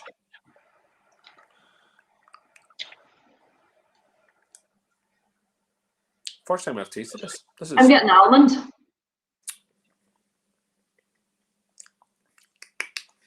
But you're right. It's definitely more citrusy than the 10-year cognac. It's citrus. It's like a citrus note. Is it like lime and like the rind of a lime or something? It's like,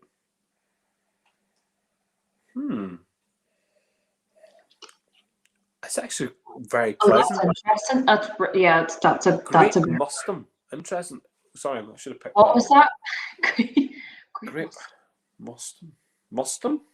I'm lost on that. Maybe my English isn't as super as it should be, but mustum. It'll come to me. Very light and bouncy for the age. It is. It's actually quite. It's. Although it's not fizzy.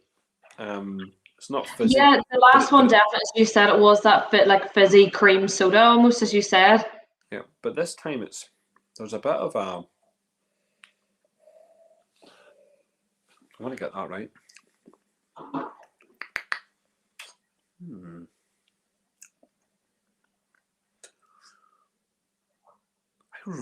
This is hard because I'm actually liking it. Well, first of all, I like it more than the 10-year-old, and it is hoppy. Yes, that's better. Hoppy. It is hoppy. That's so funny when you can't find the word you're looking for. I'm like a lot of the freaking Connor's giving me freaking Wikipedia to look at. Okay then. Okay, I don't know if I can click on that to even see it, but you private message me, Connor, with that message, and I'll have a look at it later. It has, yes, Michael, yes. So there is the lightness of spirit, so refreshing, and it has a citrus line. It really does. I don't know where that kind of comes from. Like it's the cognac's giving it light, citrusy notes, which is really nice. I love that so much. So about like we've never had something like that. Oh, like this? Mm-hmm. Well, I was going to say that's what I love about the Causeway collection is it's so funny how the varying casks obviously bring completely different elements to the whiskey. So 1 minute, like with the earlier cognac, you're getting the sweetness, the drumsticks, and then straight away it's moved into, as you said, that citrus, almost lime. Yeah. I'm definitely still getting almond though, white grape. Oh, cloves, cloves, there you are. Yeah, no, that is nice.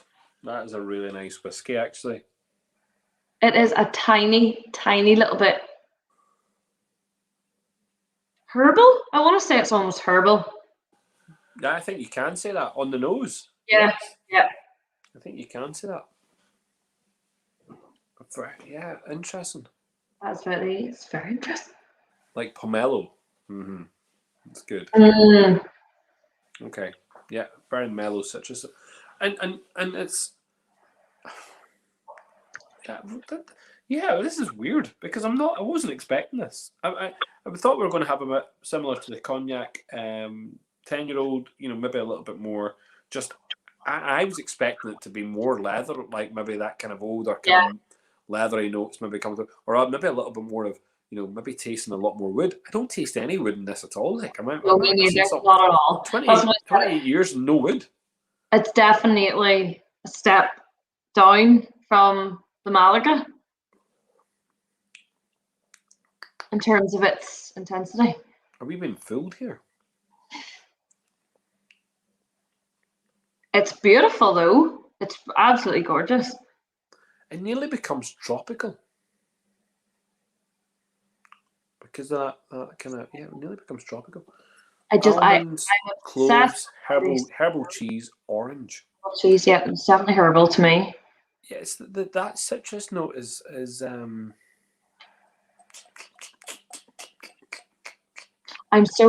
really loving how sweet the cognac casks are on the nose.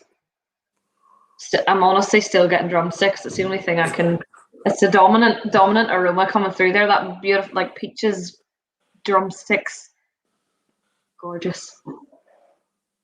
Yeah, absolutely, Connor. It's such a contrast, which is what we like, though. Like, it's nice to have whiskey and then followed up by something that's completely different to it, isn't it? I just had to go back and smell. I went back to smell number 1, the Banyos class, right? Daniels. Because I think we could be lost here, like not smelling stuff and tasting stuff, but oh my god. Sorry. I'm just they are just so unique. I think even just, being able to do that, just going back and smelling something, like, they are unique. These are now I get it on the nose. Hold on, now I'm getting a little bit of, so being able to flip between the two there. Going back to the cognac,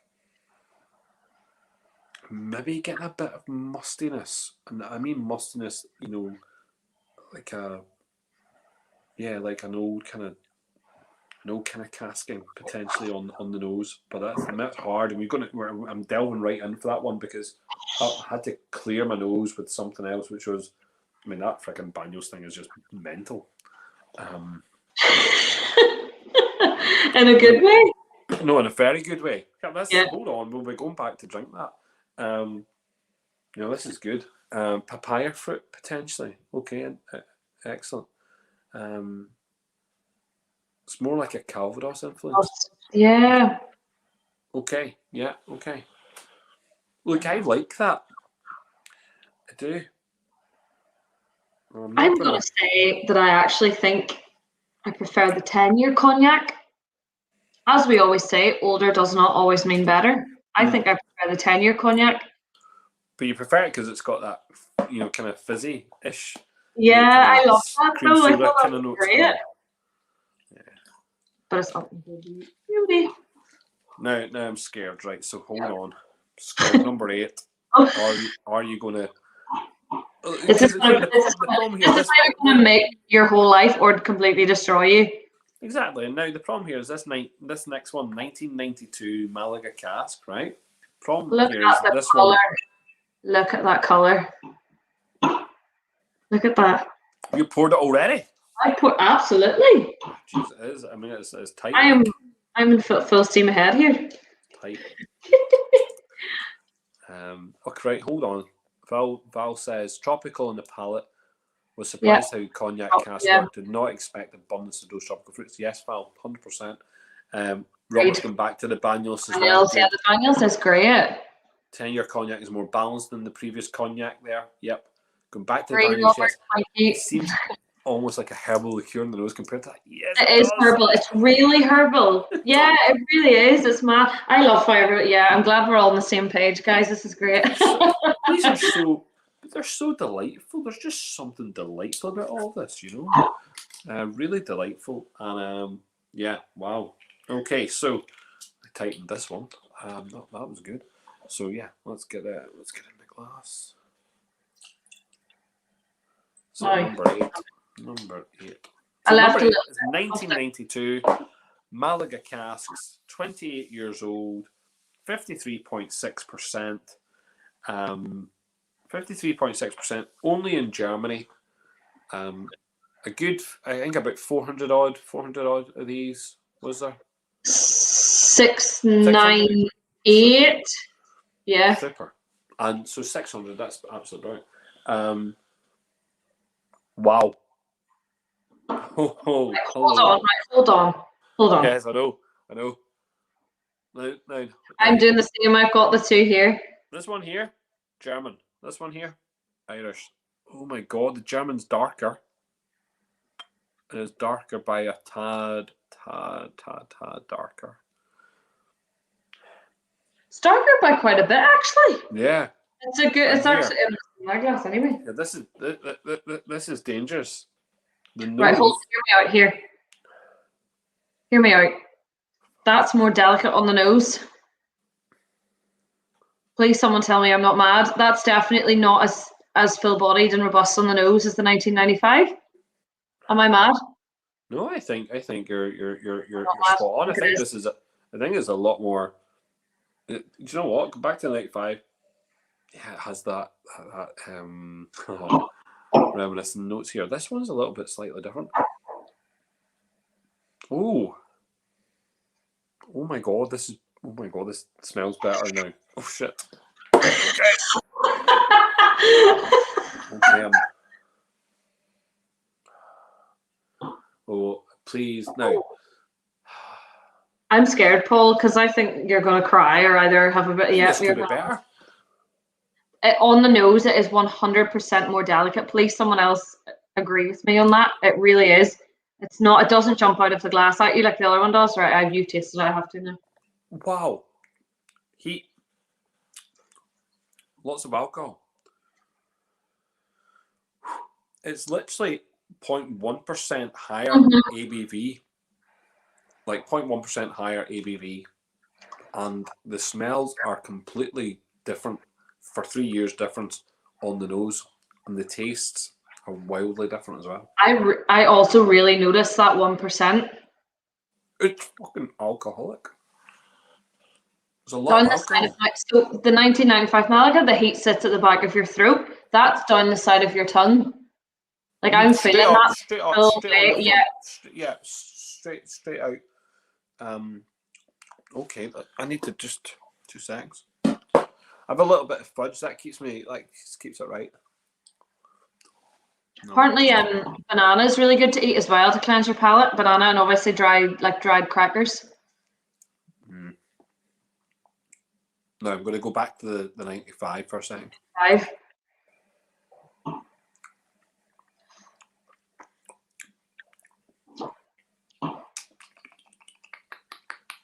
You really, really feel that extra 1%. That's right. The heat is right down. The 1982 has more alcohol in it by 0.1%, and yet there is way more alcohol in it. Like loads more. That's insane. What it feels like. Yeah, 100%. The 1995 and the Muscatel, the heat's just right at the back of your throat. That is along your tongue and right down. That's a proper lingering heat. Wow. They're very different, aren't they? That's insane. And here, the finish is not the finish does not. Yes, so slight variance on here in the finish, very very specific. The actual older one is slightly less, or has a slightly quicker finish, and that's actually because it's all encapsulated at the very front of your mouth. You think it's longer finish? I find it. No, well, hold on. I'm finding it right here in the front of my mouth, and then at the top of my mouth, it doesn't seem to be. Doesn't want to like stay at the back of the mouth. Oh really? What's everybody else thinking? No, it's just the heat for me, like the lingering heat. A lot of heat. That, but no, I know what you mean. Now you think it's not. Yeah. It's just they're so different. It's just here, and I can taste it. I'm still tasting it. I mean, in that respect, but I'm not getting. Hold on, it's not. I'm intrigued to see what everyone else thinks about this one. Actually. Oh, they're both. Do you know what? These are now both very, very good. A little bit more fruit potentially coming through. Actually, in the older variant, fruitier, and a little bit sweeter, less savoury. Remember we talked about those kind of savoury notes. Yep. Less savoury, more sweeter. It stays in the mouth, Michael? Yes. Sorry, it stays in the mouth at the very front of the mouth. The older one's more refined. Finish just goes on forever. In the mouth, though, am I right, Connor? It's just here. Like it's on my tongue. It's not going away. Yeah, no, I get. I'm with you in that one, actually. It's not that finish. It's not that finish that you expect at the back of the mouth and going down into your chest. It's not doing that. It's literally breaking down all of those little taste buds and ripping them apart. It's like the thing that lingers is the heat. It's the heat. Yeah, it's the heat that lingers more than anything else, actually. This is an interesting one because, up until this point, 28 years old. Really, this is the oldest, isn't it? The 28-year-olds are the oldest until the 30-year-old that we're about to talk about. They are really old expressions, Yeah, super. Yep, sits on the tongue for longer. Middle of the tongue. Yeah. It's. I kind of feel sorry that we're describing all of this, and there'll be people who never taste it, because something like that has to be tasted. Yeah, it does. But I think they're so different. But I think I'm going to stick with my 1995 Malaga. I really do. I honestly do.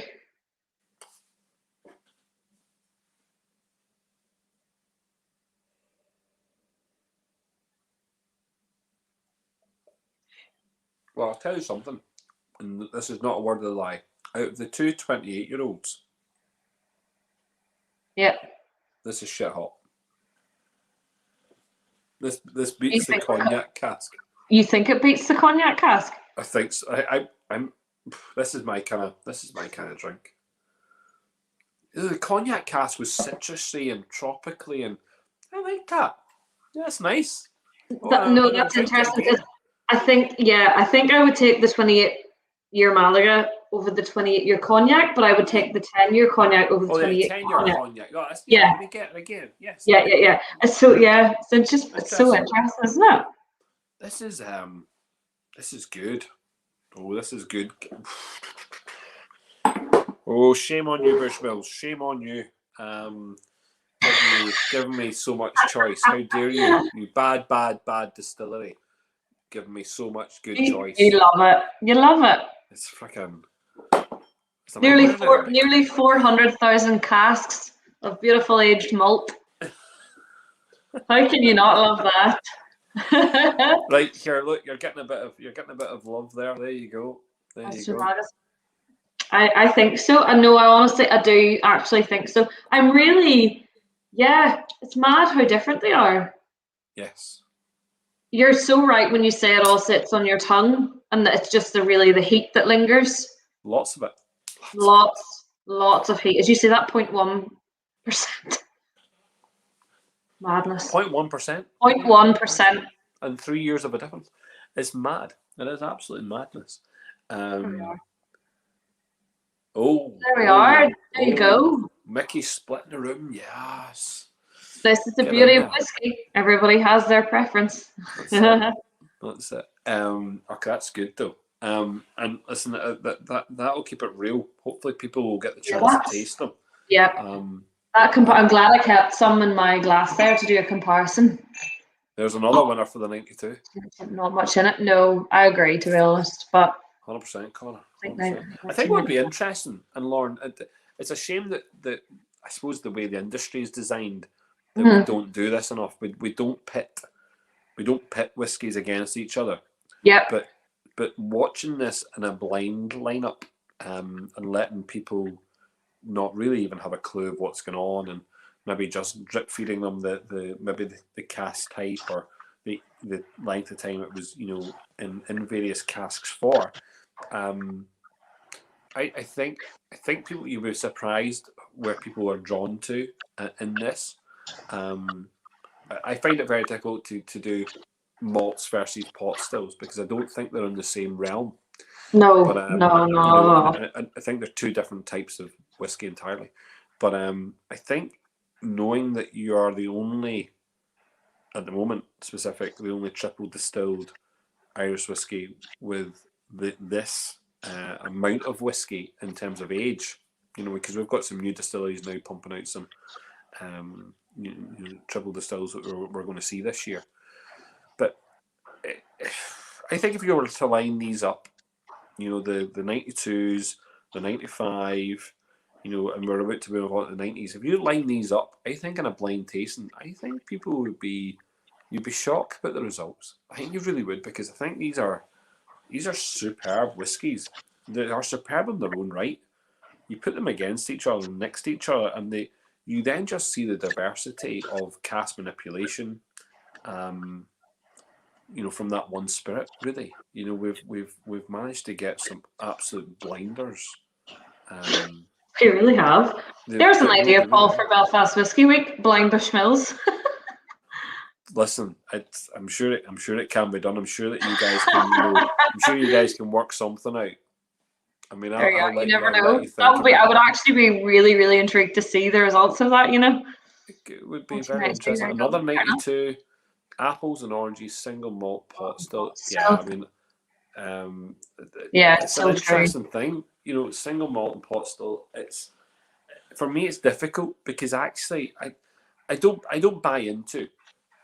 I don't buy into the argument that pot still whiskey is Irish whiskey. Full stop. Yeah, Irish whiskey encompasses lots of variants of whiskey. I think single malt, and particularly triple distilled single malt, has been the backbone of distilling in the north for so long that it needs to be held up there with as much esteem as a pot still, and so the rhetoric needs to be about Irish whiskey, and it needs to be about Irish whiskey in its various forms.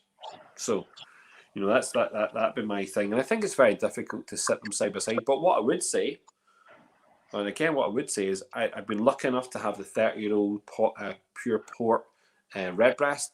I've been lucky to have like the 25-year-old friend at hand Redbreast. Some of the single cask Middletons, and some of these offerings that we have. I mean, Bushmills still stands tall. And these are going to set. And when whiskey and enthusiasts have the opportunity to taste all of these and make their mind up, and if the price points are right and they're triggered against some of those pot stills, they will come round to purchasing these over pot stills. There's no doubt about that. It's just that I think we're at the very start of something now. Back in the late 90s, early 2000s, Bushmills did have a small kind of uprising, as it were. We had single casking out to Germany and out to America. There was this little push of, we can do stuff. And of course we can, because we've got lots of casks sitting there. But, you are in an absolutely fantastic position as a distillery, to throw out lots of variants and really put the pressure on other parts of the Irish whiskey industry. I would say sometimes that might be unfair to the new distilleries coming through, but you know what? Let's not beat around the bush. But as the pun would be there, bush. So we'd beat around the bush. But Bushmills deserves its praise, and why wouldn't it? You know what? Let's not hide away and let's not be shameful of what Bushmills is. It's a freaking good distillery producing very, very, very good spirit, and in turn creating some of the best malt whiskies on the planet, and again going toe to toe with Scottish whiskey or indeed any whiskey from anywhere. So although I'm a big supporter of new distilleries, I'm not frightened to say that actually I think Bushmills needs to keep on doing more of this, because actually the industry. Oh, I needs agree. this. No, but No, you're some so right. could be precious, Yeah. Lauren. Some people could be precious and say, "Oh no, well, what about the 30 distilleries that are coming on board in the last couple of years around Ireland? They've got no chance if Bushmills are just going to keep doing stuff like this." I'm sorry, you come into the market knowing fine well that Bushmills was sitting there and could do anything at any point. We could turn a tap at any point. So let's not whinge about that. But let's embrace Bushmills at this point. Let's embrace what's going on here, because I think for far too long, and I love Joe McGowan, so I hope he listens to this at some point. But for far too long, we have been looking at the South, and we've been looking at IDL, and we've been looking at the renaissance that they've had there, and the new imagery and the new innovation, and this push of a pot still sector for Irish whiskey. And we've heard that for a long time now. Now we're getting somewhere. Now we're listening to single malt whiskey. So yeah, and it's bridged the gap. It's bridged the gap. And, we're bridging the gap here between Ireland and Scotland. Because quite frankly, single malt Scotch whiskey versus single malt Irish whiskey is a battle that I'm willing to watch played out. I would love to see it. People because for a lot of times, a lot of people in Scotland, they don't get this whiskey. They just don't get it. Yeah. They don't get it because it's not in their bars. It's not staple. Sometimes it's not even in their supermarkets. And it's a conversation that's been lost for a long time. And the rhetoric in Scotland is that Scottish whiskey is indeed the best whiskey, and that's the end of it. And yet, people here are more likely, in Northern Ireland, are more likely to drink, local, so they'll drink Bushmills, and they'll probably drink Jameson, maybe, and definitely more than they'll drink Scotch. But when you go in the south, well, there's a lot of Scotch drinkers in the south compared to Irish drinkers. There's a lot more, drinkers there. So I think it's a battle to be seen. Connor's got a nice little point. He says, depends on the whiskey. Some of the old Glendronachs are very similar to the pot stills. You're talking about that sherry casking influence that's going on there. And yes, sherry casks with, are a big push there for Redbreast. I think that's really what they're doing. 19. Someone enjoyed coming there. And look, pot stills are completely new. It's a new, in terms of what we've got going on in the industry. Pot still is a conversation which is now, well, I suppose it's now been agreed that they have to change the technical file. So that's interesting. That's already been agreed. But single malt is just, I don't know, like the fact that you specialize in it, that you don't deviate from it.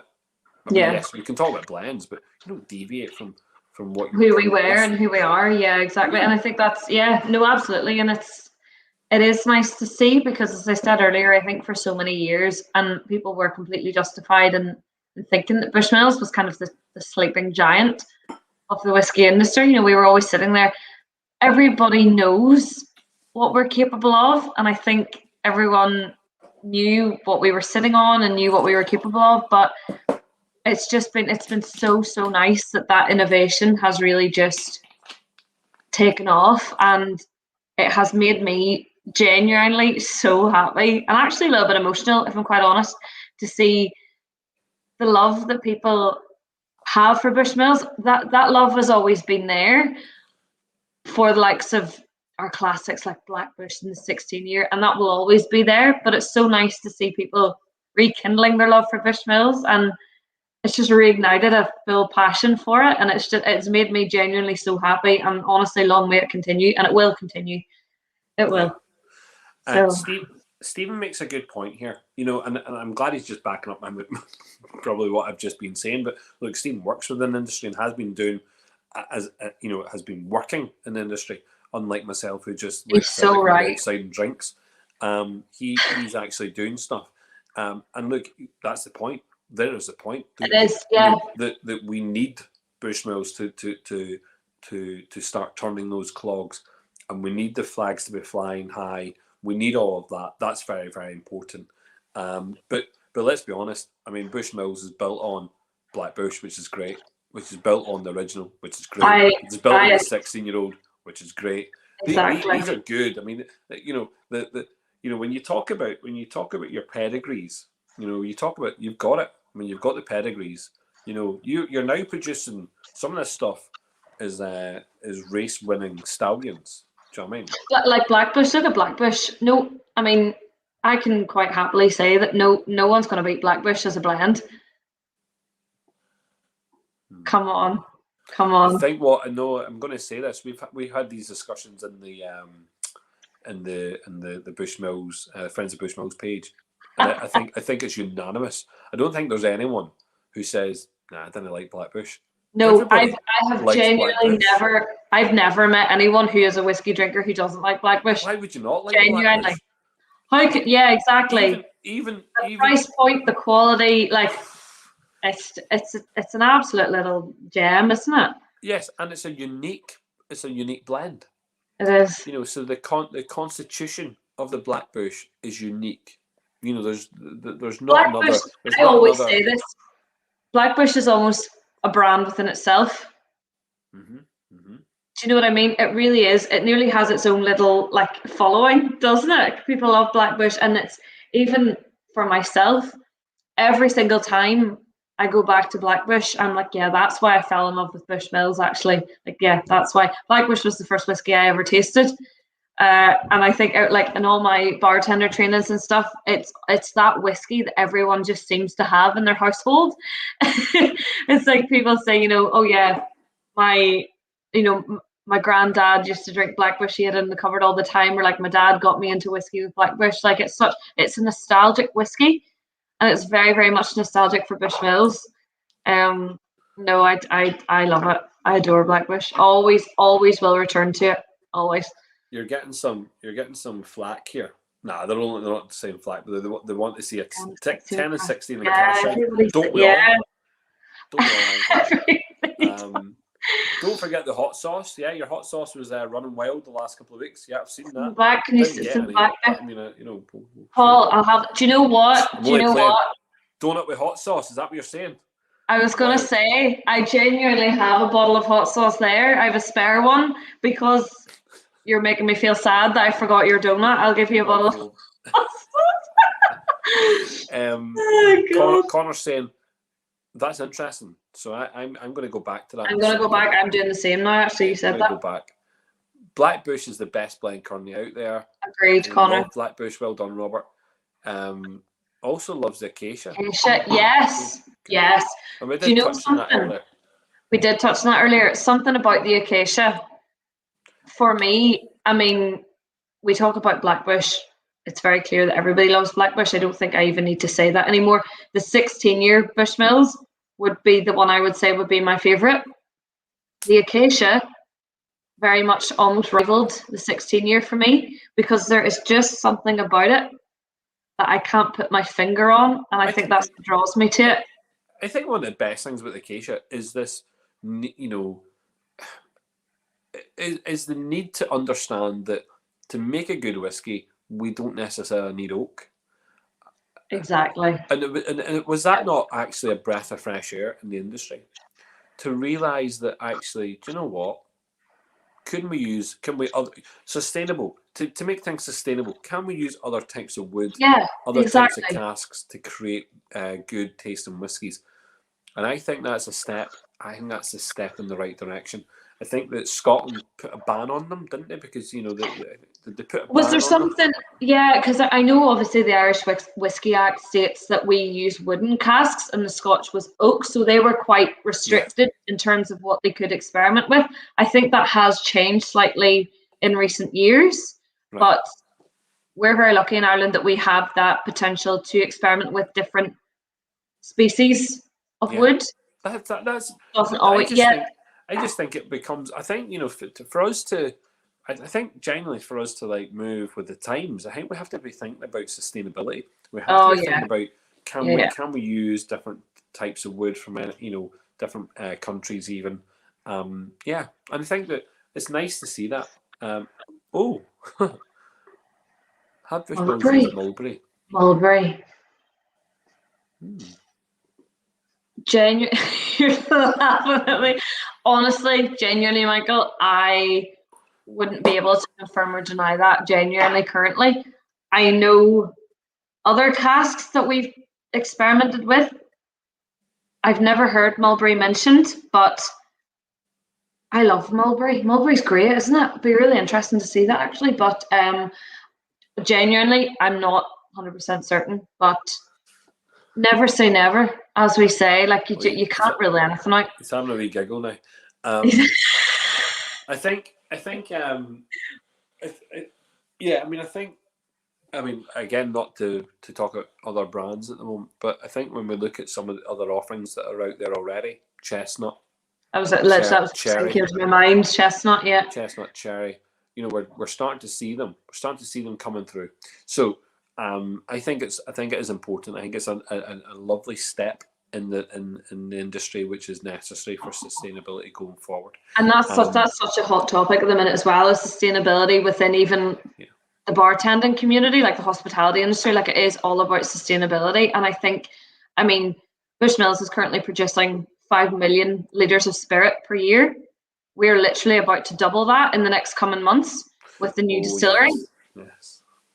The new distillery. So hopefully, all being well, if everything is on track, we hope to have it operating by July of this year. So Wow. that new distillery, which is still on the original site, it's still on our original site, will literally enable us to double production. So I think, as you said, Paul, using different types of wood and different types of wood species is and will be important for the increase in spirit, because obviously, as you say, there's only, you don't want to keep overusing oak all the time. So definitely is something that I'm sure, I mean, we're always experimenting, we're always looking at different options, so it is something that we will consider. But yes, there's a lot going on in the little village of Bushmills at the minute. Listen, number nine, Number 9. 1990, number 1990, American New Oak, 30 years old, 48.4%. Do you know what I mean? That's impressive. This is stunning. And I'm going to say this from the outset. This is the first time in Bushmills ever that they put an actual age statement of 30 years old on a bottle of whiskey. Am I right? Yep. There might have been 30-year-old liquid released in the past, but not as an age statement. This is the first time, and I think that is a massive, step, because actually it then puts you into the realms of, and again, let's look at our neighbours, puts you in that realms of IDL. They're able to put out these big age statements, and everyone falls over their feet. I was going to maybe curse there. Fall over as many feet as possible, and the market just goes mental at that point. Wow, 30-year-old what? I mean, we saw recently a brand, we'll not really talk about that much, selling a bottle of whiskey maybe for about £8,000, give or take. Now, let's be honest. I'm going to say this again. Every one of these bottles so far, on money, on price, have been about right. And if they've not been about right, they've been actual value for money. Yeah. So if they've not been about right, they've been value for money. This bottle here, which went to the airport only.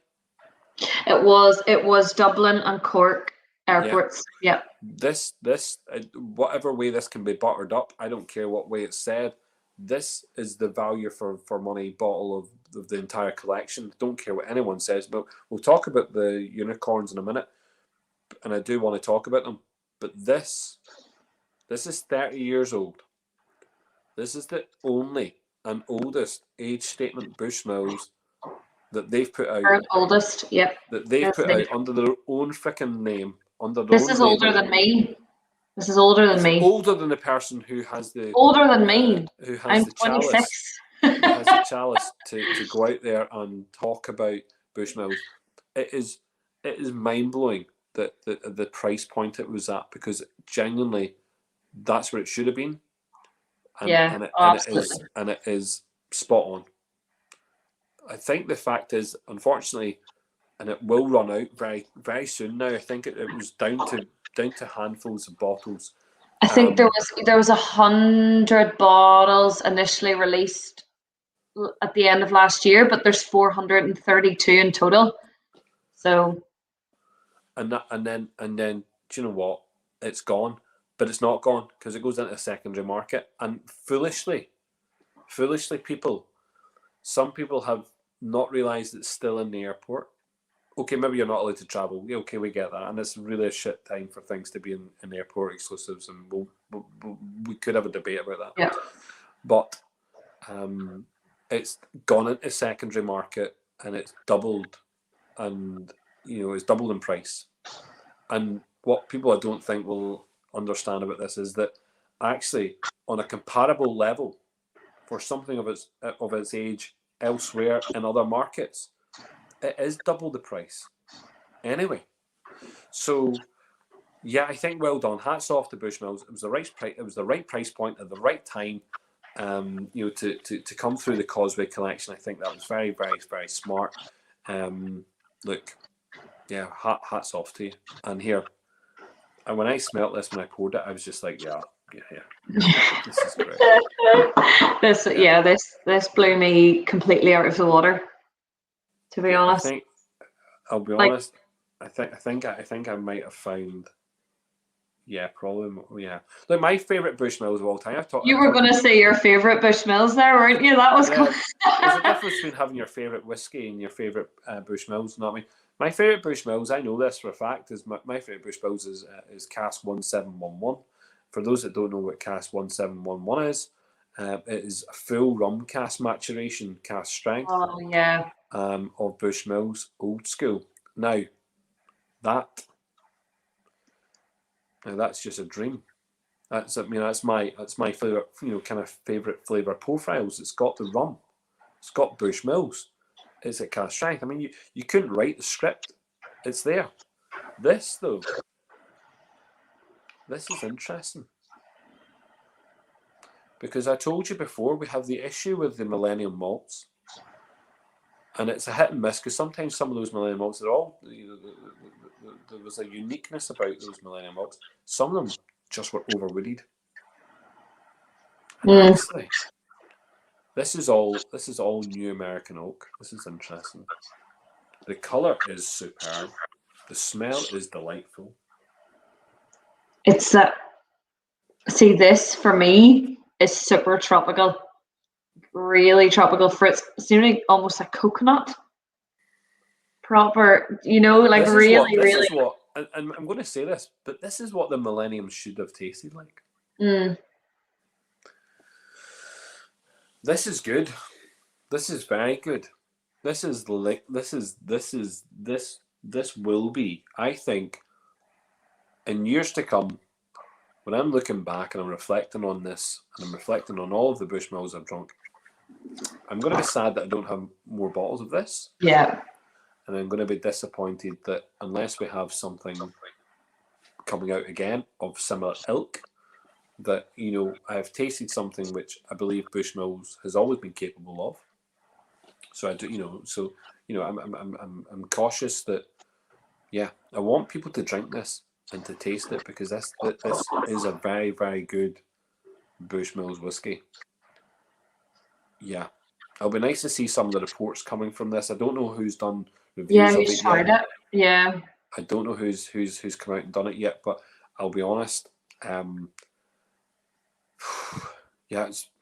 I was to put this into words, it would be it's going to be definitely my number one Bushmills at the moment that I can get a hold of. I can't, the 1711, very, very difficult to find and get. This and the Muscatel were the two that really stood out for me.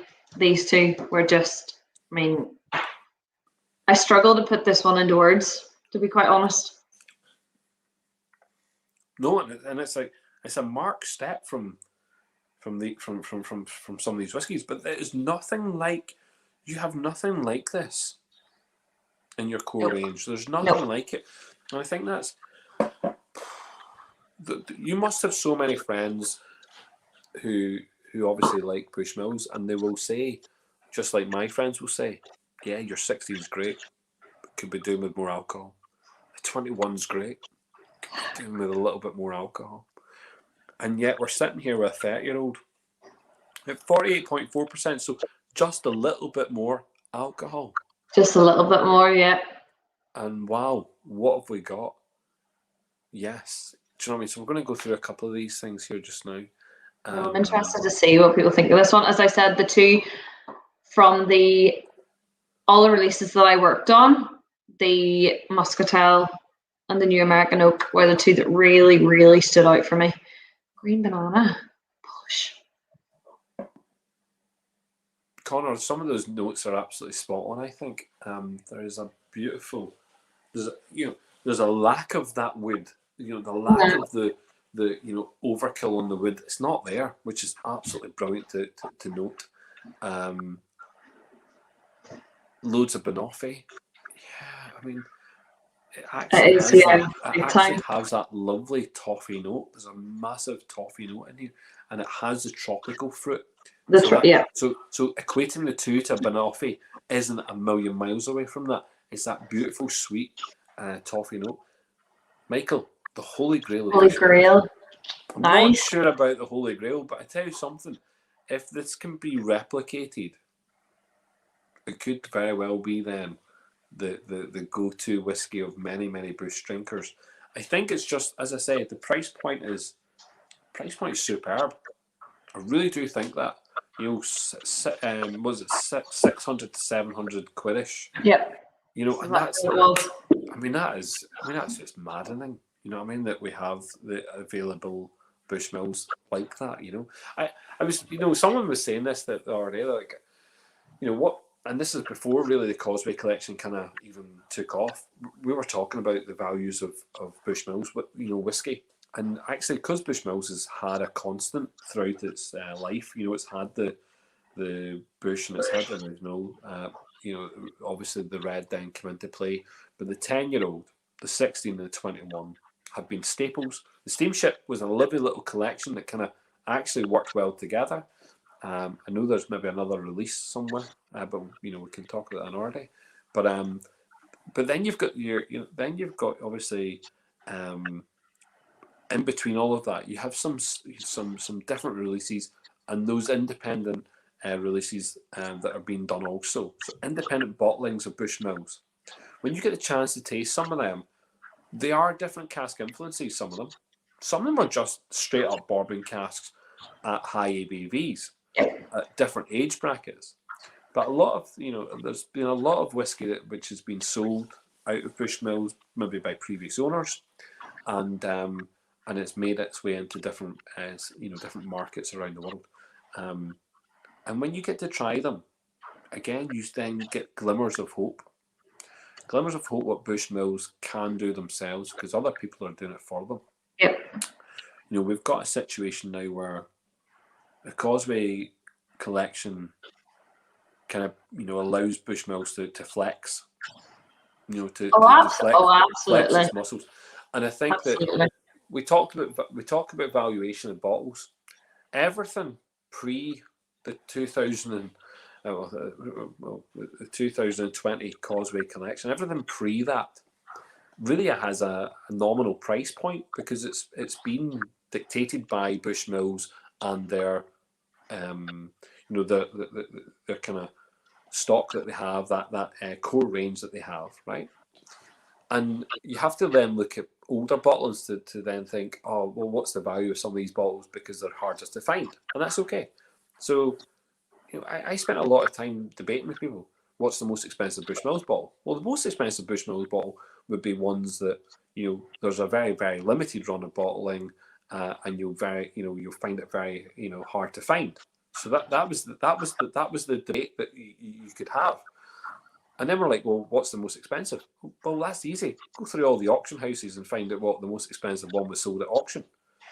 And actually, I think at that point, the most expensive bottle that had been sold externally to Bushmills, so not Bushmills selling or in retail, because we know that we know the cost of the Millenniums, we know the cost of the 21s, we know what the highest price points were, but it was maybe only a couple £100. So even the step up in price to pay for the bottles here in the collection, originally at RRP, actually takes, so this becomes your most expensive. So this £600 to £700 is also the most expensive at retail that Bushmills has sold. Yes. Yeah. To be frank, it's now not the most expensive in secondary market because it was overtaken by a unicorn bottle, and we'll talk about that in a second. But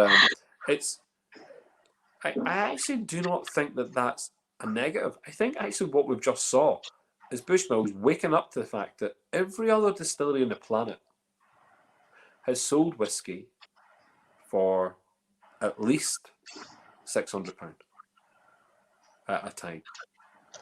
And I think that that's a marked reflection. I think if people go back and they think, well, what's Bushmills about? What's it all done? Do you know what? Bushmills have actually maybe just opened their eyes a little bit and gone, right, okay. Other distilleries are doing this. Some are pulling the wool over their eyes, and I think Bushmills have probably realised that some people are doing that. Their competitors are certainly doing that. And I think that we're now in a position whereby Bushmills can say, well, do you know what? We've got lots of lovely liquid. We should charge the market values. Yeah. And Here you go. And they've done it. And you know what? Be proud of that. Be very, very proud of that. And I think that, yeah, because I'm thinking to myself, that's really. Do you know what? It's actually shown about, it's a bit of respect to the consumer. You've shown respect. There has been this level playing field, where you've kept yourselves at what I class have been as a quite accessible distillery, very accessible. The alcohol, the whiskey which has been produced has been good, and it's not been priced out of people's pockets. And even this collection, I told you, some of those bottles were selling for in around 40 quid, up to about 100 quid, depending on what country you were in. And then some of them, yes, we've now gone up to the £600 mark. But to pay the £600 for the oldest expression of Bushmills, on a label specific, I mean, really, why not? Why wouldn't you? Yeah, exactly. So listen, I think you're fair play, genuinely fair play. Like, a couple of wee things here, just for people who are saying this. Is a beauty? Yes, it is. Coconut and mango. Interesting. Very much coconut. The palate is a contrast, loads of green fruit. Banoffee of a whiskey, someone says. Interesting. For the money, absolutely is agreeing. The question is, do you think it's good enough to pair alongside the famous donut? Yes, I do. Although I've not tasted it, so I'm hoping it's going to be good. Okay, €700. Yeah, so €700, Connor, in around that £600 to £700 sterling. Sorry. I'm also getting pissed after enjoying one of these tastings. Good, Michael. Good. Thanks, guys, for amazing tasting. Tasty lineup. Thanks, Val. Yeah. Oh, thank you. In fairness, sub 1k retail for a 30-year-old whiskey is kind of nuts. Yeah, exactly. Exactly. And do you know what? That's why it's good. That's why it is good value. And I think that, look, I think we should. I really like that. I mean, I'm not going to lie. This could very well be. Yeah, this could be. This could be my favorite Bushmills. I mean, I'm going to really more than the Malaga.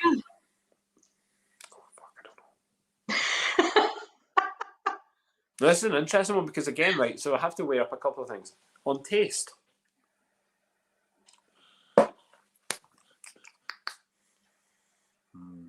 That's really nice, isn't it?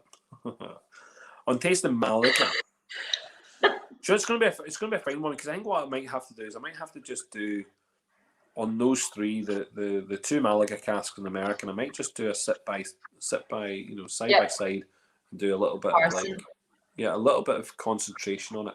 But what I would say, based on the price alone, the 1990 wins out a country mile. Based on nostalgia, because of what Bushmills has just now done. Yep. Based on legacy, based on the future. If I talk about that as being a future value, a future product, this is all about the 30-year-old. I don't care about all the other ones. This to me is, I don't know what else is coming in the Causeway collection specific, although we'll talk about a couple of wee things. But that at the moment is the pinnacle of Bushmills production. It's 30 years old. It's there. It's got a stamp on it. They put a freaking wax seal on it with a tab. They even put an extra little kind of wee funky wee gold shiny hexagonal on the bottle. The case was lovely. Oh yeah, the case, and it was the same for the Malaga though as well, wasn't it? No, they're all boxes. No, it wasn't. No, actually, it wasn't. No, it was a full-on. Yeah, the full-on open up. It was a hexagonal case. Hexagonal case. One of You're right. columns. And I think, do you know what? I'm impressed. Yeah, sometimes things come down to taste, but sometimes taste and also, what the bottle will mean to me going forward. And look, I'm going to say a couple of things, but today, for those that have been watching and have followed and the kind of stuff that's going on, today was when I said goodbye to my nana. So I said goodbye to my nana today. She left this world at 93 years old, and was instrumental in me understanding alcohol at a young age. So I enjoyed it rather than was one of these people who messed around and got absolutely wasted continuously. In my teens, she helped me enjoy alcohol. So listen, I want to say, obviously, listen, thank you very much, and that will stick with me. The fact that I've tasted a lot of these tonight for the first time.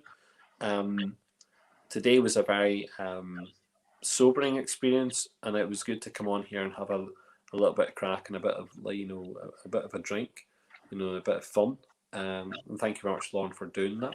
Well, Paul, and just for everyone else, cheers to your nana, because you're a testament to what she's taught you. So, thank you very much. Cheers, Nana. Cheers. Listen, cheers. No, listen, and that is really good. Yeah. So I mean, look, she got a very small send off today. I did a Zoom conversation with my family so they could see it back home, because here, God love them, I'm sure they would all have wanted to have been there as well, but restrictions are what they are at the moment. And I'm glad we have technology that allows things like that to happen. I really do appreciate that. But no, I've enjoyed that. I've enjoyed all of that tonight. There's nothing has let me down, which has been very, very good. I loved that. That was great crack. Great crack. And great bottles to play with. I want to try and answer some questions, and these are questions that people have been poisoned all the time about Bushmills, about the products, about the Causeway collection. So let's get a couple of things right. So these are things that we're allowed to 100% say because they've been given and written down. They're now in written form. So there are a minimum of 2 bottles in China right now that have been released. One specifically released, another one will be released. Both are Grand Cru. Both, okay, are the same age. And yet, they're slightly different ABVs, okay? So that is guaranteed. I'll just read exactly what it says, just so people understand, in case they're going to flip their mind. Because I think a lot of people have really bought into, Lauren, they've really bought into the Causeway collection. They've really got to grips with it. So, 18-year-old Grand Cru, 54.7%, and also an 18-year-old Grand Cru, 55.4%, were both released or are both being released in China as part of the Causeway collection. So we've got 10 at the moment. One's not in your box, and we're going to discuss that later. And then 2 are definitely going to China. And what we do know is there are more to come, but we do not know at the moment specifically exactly where they're going to come and what they are. And there are rumours. So let's talk about those rumours very quickly. There might be a couple more for Ireland, and that's a rumour. Maybe that's a rumour. And I know nothing more than that. Right, so, but yes, for those who then want to continue pursuing the Causeway collection as a collection for themselves or for their children or whoever they're collecting for, whatever the purposes are, whatever, okay? Definitely, the Chinese ones are definitely part of the collection. They are. Okay, those 2 specific are definitely part of the collection. Okay, and I know that Mark has one. So Mark Stevenson in the chat has one. Well done, congratulations, you are Hats a off winner. to you. And listen, anyone who has the UK edition, the one of 168 bottles. I want to put this in perspective for everyone. Go for it. And it's just to make sure that people, kind of calm down on the spending front in the secondary and tertiary markets. Yep. It's to help them understand what's going on here. The UK bottle was 168 bottlings. If there's going to be full collections around the world, there's a maximum now of 168 collections, full collections. That's the way it is. So be careful. Don't go chasing the white rabbit. Don't be going doolally. Don't be going mental. Have perspective. Okay, if you didn't get it and you weren't lucky enough, if you were similar to me and you were very unlucky when it came to getting that UK bottle, then just take a step back, breathe a little bit. Okay, because there's lots of the bottles, there's lots of the collection out there to go and enjoy, to go and have fun with. I just want you to put that in, bear that in mind. Also, remember, use the community, talk to people in the community. Don't be getting pushed into purchasing bottles at crazy prices. I really want people to start thinking about that. Remember the amount of bottles that have been released, and in some cases it's thousands. Yeah, Thousands so take that into consideration. Take that into consideration before you go and buy at secondary and tertiary prices, which are maybe even beyond your means sometimes. I'm just trying to give little snippets of advice here. And what I would say is, when you get some of these bottles, frickin' open them and drink them, have crack. You know what I mean? And but and if you're very lucky, just get them at retail and use the network of people who are willing to move the whiskies around the world to share with each other. Okay, please just try and do that, because I think that would be a better experience for everyone. Look, something like tonight is important. We got to taste them all. If this can ever be done again, it'd be great. If it can be done at this type of price point, it would be great. And I would like to, to see something like that happen. The other thing as well, I think is so important to mention about the Causeway collection. The clue is in the name. It is a collection. So it's not a drop in the ocean, a flash in the pan that we launched last year and thought, right, that's it. We're never going to do anything again. We are going to continue it this year. There is a Causeway collection 2.0. Keep your eyes peeled. That's all I can tell you, unfortunately, at the minute. But it is something that we want to build upon. We've started this now. We very much wish to continue it, and just look out for it. It's all about building on that legacy that has been created 400 years before us, and building on literally the footsteps of the giants that have came before us within Bushmills. And yeah, it is a collection. I think that's so important to mention. This isn't the end. What you see here is not the end of the Causeway collection. It is, and it will continue. Good. So yeah, keep your eyes peeled. See, and that's the honesty, and that's the transparency that we're going to have to see coming from the likes of yourselves, Lauren, and talking about it. I think it is important that people are continually informed by it, because we have drawn up. I mean, look at within our Facebook groups and stuff. We have we've nearly expanded the group by nearly 1,000 people. In the last few months as well. Just in a few months, and there's a lot of people interested. And some of those people will be in it for the wrong reasons. They'll just be in it just to manipulate the markets and make some money, whatever that is. But those who are true drinkers of Bushmills, first of all, we've got a lot of drinkers of Bushmills around the world who really appreciate the spirit, and we want to keep them, first of all, informed, but second of all, so they're not being made a fool of by other people. And they're able to appreciate the whiskey. So, I think, and again, I'll say it, Bushmills have priced these at the right price. There does not, for me, seem to be an issue with the costing of these at retail. Couple of lovely points here. So, Michael, thank you very much for that. It's very kind. Thank you, Michael. Yeah. And yes, you're totally right. It is showcasing what Bushmills completely. Yep. And obviously Connor's here. concurring with that. Sean is an interesting point. Sean's based down in Australia.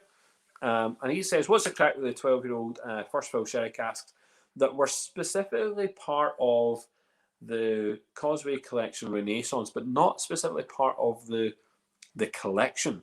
That was the French. This is the French only release. Yes. Sorry, French and Belgian. Am I right? Yes. I have a bottle of it behind me, actually. No, as you're very right. It wasn't part of the Causeway collection, but it was part of our recent innovation. That makes sense. Yeah. Genuinely, I am not. At the minute, there are no plans to release it internationally, as far as I know. It's just, I think that's the information that's been provided so far. It is only for the French and Belgian markets. Went to one supermarket chain, which is based in both those countries. Yep. And that's what was happening. Yeah. Carrefour, I think it went to. Yeah. That's it. Carrefour. Yep. And here, we have managed to sneak some back. We have snuck some back. So there's a lot up there. People are asking about your bottles. They're like, "Oh, really? What's she got? What has she got?" I have the 12-year first fill sherry. I have the Muscatel, the Malaga, the Banyuls, and then just 10 and 16-year up there. So brilliant. Robert's saying, oh, listen. Thanks, Robert. Thank you. There you go. There you go. There you are. Oh, he's taking the piss out of me. Is that dead? Is that right, Robert? Well, they're all great because they've all been good so far, but this was the first time that all 9 were great. Thank you very much. Brilliant. I'll take that. But you should take that as a compliment. You should take massive that as a compliment. Absolutely. There you go. Thanks, Once in a lifetime opportunity. Yes. Yeah. I think so. I think tasting them like this, it really will be. It'll be very difficult to see it happen again. Andrew's just making a point about Mark. He is one of the Chinese and want to go. Excellent, Stephen, thank you. Isn't she just? Thank you so much. No, don't, because I'm going to cry. I'm tired and have 9 whiskies and I'm going to shed a tear at people being lovely. Thank you so much. Oh, there you go. Cheers, Robert. Thank you. That's very kind of you. Yeah, so he's talking about the friends of Bushmills whiskey. That's good. Yeah, exactly. Absolutely, Paul. Absolutely, 100%. I agree. That's what we want. Cheers to that. Thanks, Connor. Again, saying fair play to you. Listen, I've really enjoyed myself tonight. I've really appreciated it. Look, there are unicorns out there. There's going to be hard bottles to come across, but here, look. See, at the end of the day, the ones that we've been able to put together, I'm glad we have. I was just about to say, appreciate the bottles that you do get your hands on. Enjoy them. Appreciate that you have them in your house. Absolutely. Open them, drink them, enjoy them. 100%. I agree. Listen, I'm glad you got to taste ones you hadn't tasted before. So am I. Exactly. That's pretty much. That's pretty much the full collection I've tried now. I think now because I launched the Foyette cask, so I did try that. So there we are. Thank you, Paul. Brilliant. Absolutely brilliant. Listen. No, Paul, thank you so much.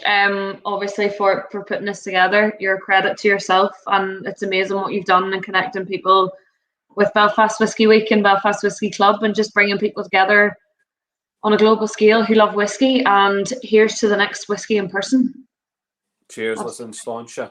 Thank you very much. Sláinte. Listen, we're gonna wrap it up there, but cheers. Thank you.